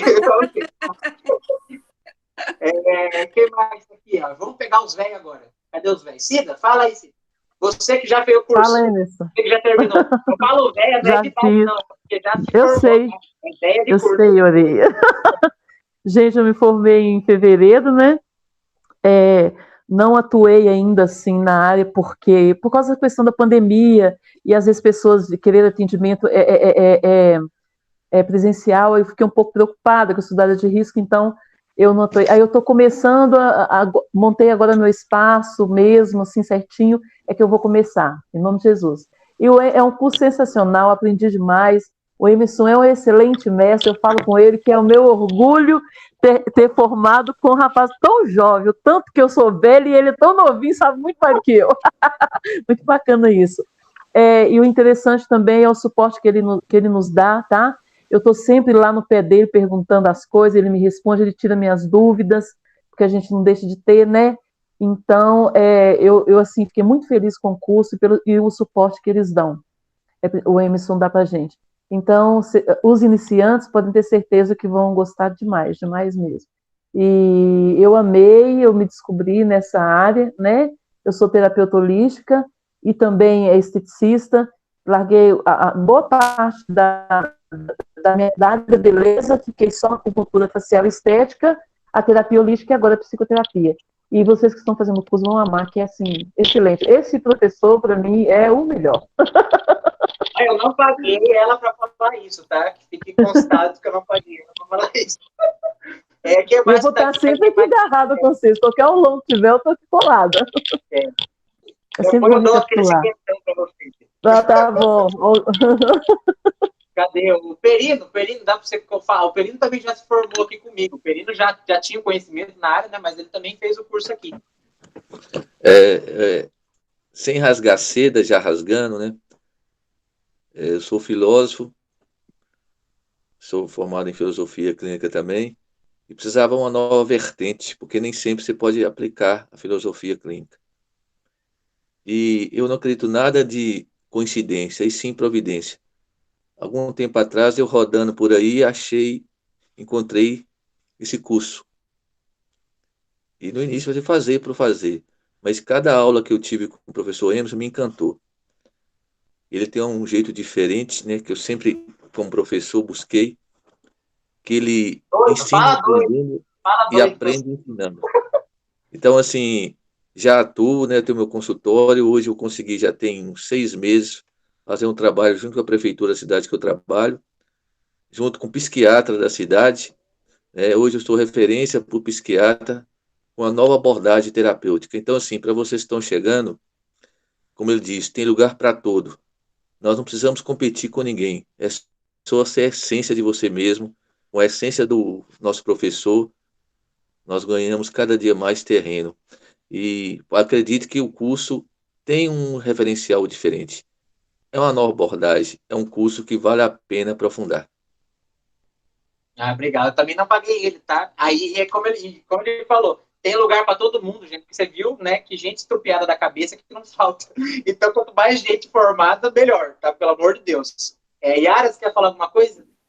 Sim, Emerson. Eu não sabia que podia falar tanto tempo assim, né? Agora eu quero minha vez de volta. Eu procurei o curso, na verdade, eu não me lembro quando foi que eu me cadastrei, e ontem Diogo falou comigo e me ofereceu, né? O curso, mandou o que era que tinha as grades no curso e tal, e eu gostei. Porque eu trabalho com mulheres, na maioria das vezes, eu trabalho com emagrecimento, eu sou estudante de Ayurveda, e eu sou terapeuta de florais, e eu converso muito, as meninas precisam muito ser ouvidas, eu trabalho muito com a questão da compulsão, ansiedade, e eu realmente senti necessidade de procurar mais conhecimento nessa área. Meu foco era alimentação até outro dia, né, por causa do Ayurveda, mas eu senti realmente necessidade de ouvir as meninas e entender mais elas, para poder ajudar. Eu tenho já um produto digital, que é a Semana da Leveza, onde eu passo 7 dias com elas numa mentoria também, de emagrecimento, e é um sucesso aqui na minha cidade. Eu não consegui expandir ainda muito para fora, porque eu não consigo dar suporte a tanta gente que procura. Aí eu estou fazendo assim turmas semanais e eu estou limitando para 10, 15 pessoas por turma, para eu poder dar um suporte legal. Mas eu realmente estava procurando uma coisa que me ajudasse a expandir meu conhecimento. Eu penso que o curso vai me ajudar muito.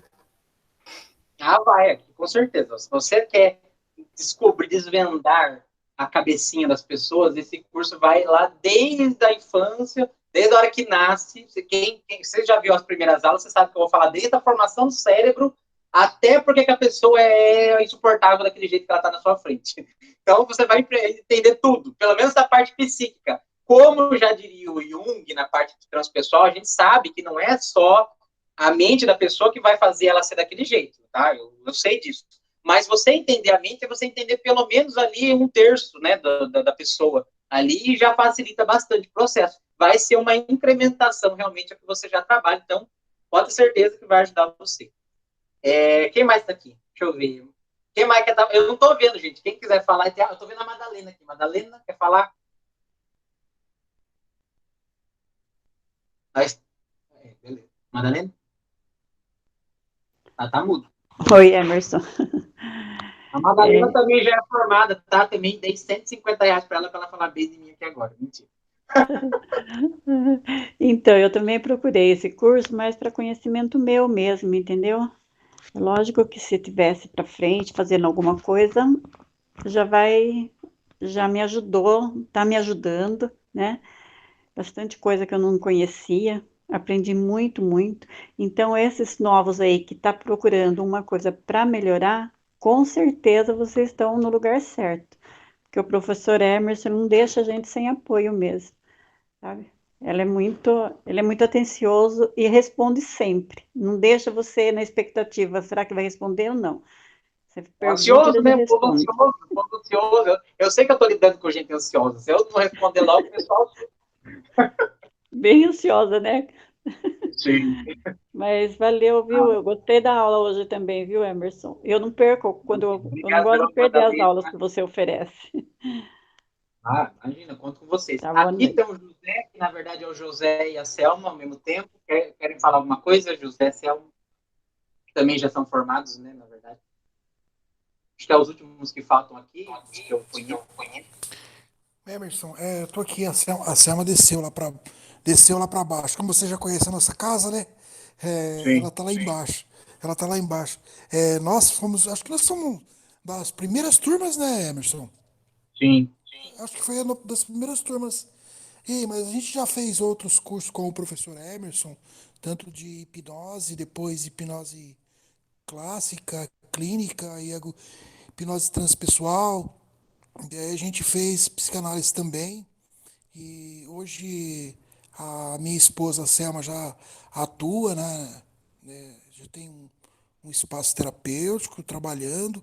Eu ainda não, nós estamos fazendo, eu estou na transição de carreira, porque eu tenho uma empresa, então eu pretendo assim que deixar a empresa, me dedicar totalmente a essa área, principalmente na área de hipnose transpessoal. Já atendo alguns clientes, mas é esporádico por conta da empresa que eu tenho e que eu trabalho, né? Mas a minha esposa não, ela já atende e tal. E com o Emerson é muito bom porque a gente faz o curso e depois quando a gente começa a trabalhar, pessoal, é que vai surgir as dúvidas. Quando a gente começar a trabalhar mesmo no dia a dia, as dúvidas começam a aparecer. Aí é a hora do professor aparecer. E aí vocês podem ter certeza que vocês podem contar com o Emerson, porque mesmo que você já terminou o seu curso, como nós terminamos já faz algum tempo, até hoje, qualquer dúvida que a gente tem, ele está sempre pronto para poder estar tirando as nossas dúvidas. E depois eu falo para ele poder passar o Pix para mim, tá, Emerson? Quanto que é mesmo que você está pagando? 150 se rasgar um pouco a seda, se esfarelar a seda do vinho. Ai, meu pai eterno. Gente, ó, eu tô falando, o Emerson, de tudo, depois que ele se tornou, que a gente conheceu, que ele é professor, nosso professor, meu professor, de todos a gente acaba se tornando muito amigo, porque ele tá sempre próximo da gente. Um abraço, Emerson, um abraço a todo mundo que tá aí. Beijo para vocês. Uma curiosidade aqui do José com a Selma é que vocês sabem que a gente não pode atender parente, né? Vocês sabem que os parentes que querem ser atendidos de graça e depois que vocês se formarem, esquece que não dá, não pode, eticamente não dá. E quando olha que curioso, a Selma, que é a esposa do José, que também é aluna aqui, também é formada, ela nem gostava dessa área necessariamente de hipnose, ela achava que hipnose era do capeta. Numa formação que teve, ela ganhou no sorteio o meu curso de hipnose E daí ela fez, levou o José junto, ela queria dar para o José o curso, só que ele falou, não, nós vamos fazer junto. Eles foram fazer e ela ficou apaixonada. Hoje a hipnose é o carro-chefe dela, tá? E olha que ela tinha preconceito, ela achava que a hipnose era do capeta. E a curiosidade aí que eu falei de que não pode tratar a família é que a Selma é terapeuta da minha mãe. Você vê, a pessoa que achava que eu era do demônio, agora está atendendo a minha mãe. Ai, meu Deus. Então, depois que ela se formou comigo, eu acredito tanto no curso e no potencial que os alunos têm, que eu recomendei a integralidade ali da cabeça da minha mãe para uma aluna minha atender, tá? Então, isso é a prova para vocês de que eu confio no que eu estou ensinando, tá? Eu não ia passar uma pessoa dessa importância na minha vida para um aluno atender se eu não achasse que vocês têm capacidade. Então, às vezes eu acredito mais em vocês do que vocês mesmos, tá? Eu queria que vocês conseguissem acreditar tanto em vocês como eu acredito. Mas é uma curiosidade aí que fica, né, para vocês verem como a minha mãe é atendida por uma aluna formada nesse curso aqui, tá? Então, é uma curiosidade aí que eu achei legal compartilhar com vocês, para vocês verem como eu confio no potencial de vocês. Gente, tem mais gente aqui, mas eu não sei quem é, e se quiser falar alguma coisa, este é o momento, é agora. Quer falar? Alguém quer falar? Diga. Fale. Tem aqui, ó, tem o Josué, tem a Alessandra, o Diogo, vocês conhecem o Diogo já, não sei se o Diogo quer falar alguma coisa também. E tem eu, mas eu já falei que nem uma tagarela, então acho que acabou já. Alguém quer falar? Sim? Não? Não? Bom, então tá bom. Gente, eu queria falar, você poderia criar... pode falar então, Perino, depois a Cida fala. Você poderia criar uma aula de saudade, pelo menos de 3 em 3 meses pra gente? Vai começar a ter, vai ter uma nova turma agora, que nem a Yara tá entrando agora, a Natália, que não é Natália, também tá aqui. Eles vão entrar na nova leva, na nova turma. Então, por causa dessa nova turma, eu também vou começar a dar algumas aulas não de revisão igual era no tempo de vocês, porque já tá tudo gravado lá. Mas eu vou fazer umas aulas, meio que pegar um assunto, então, sei lá, o complexo de Édipo. E eu vou abrir e eu vou falar tanto do complexo de Édipo quanto de qualquer outra dúvida que vocês tenham. Então, eu vou começar a abrir, sim, algumas aulas, nem que seja uma vez a cada 2 semanas, e que, obviamente, não é só eles novos que estão convidados, todo mundo, todos vocês estão convidados para participar, tá? Mas vai ter, sim, agora que vai entrar a nova turma, vai ter aula direto, não se preocupe, tá? Eu gravei o seu curso todo naquela época, todo. Então, assim, no meu quarto tem uma área lá, que é a área da psicanálise. Então, aonde eu me embriago quando eu me perco. Então, por isso. Pega boa técnica, vou aderir. Obrigado, Perino. Cida, quer falar alguma coisa? Não, Emerson, eu queria, assim, que a gente está, né, falando, que eu te perguntei foi pelo WhatsApp, a questão de registro que a mulher havia perguntado, do tal do CRT, não sei se tem. Sim. E isso é mesmo necessário, você ter um registro em uma associação, igual a ABAC, tem a ABRAT, tem a SLTM, e por aí vai? Isso é obrigatório ou é apenas para passar uma segurança para o paciente? Não é obrigatório. Eu que ensino vocês não tenho nada disso. Mas se vocês quiserem, podem ter. Às vezes é uma segurança que para a pessoa ela tem. Às vezes ela não tem confiança na autoridade dela também como terapeuta e ela adere a essas carteirinhas aí também para se sentir um pouco mais segura, né? Para se sentir um pouco mais profissional. Não tem problema. Vocês podem ter a carteirinha lá. Só que, gente, a carteirinha tecnicamente não serve para nada. Tá? Vou falar a verdade aqui, não serve para nada. Não tem utilidade. A não ser você estar pagando ela ali para você se sentir um pouco mais segura, não tem autoridade nenhuma ali direta, lógico, para os leigos pode ter, mas não tem, tá?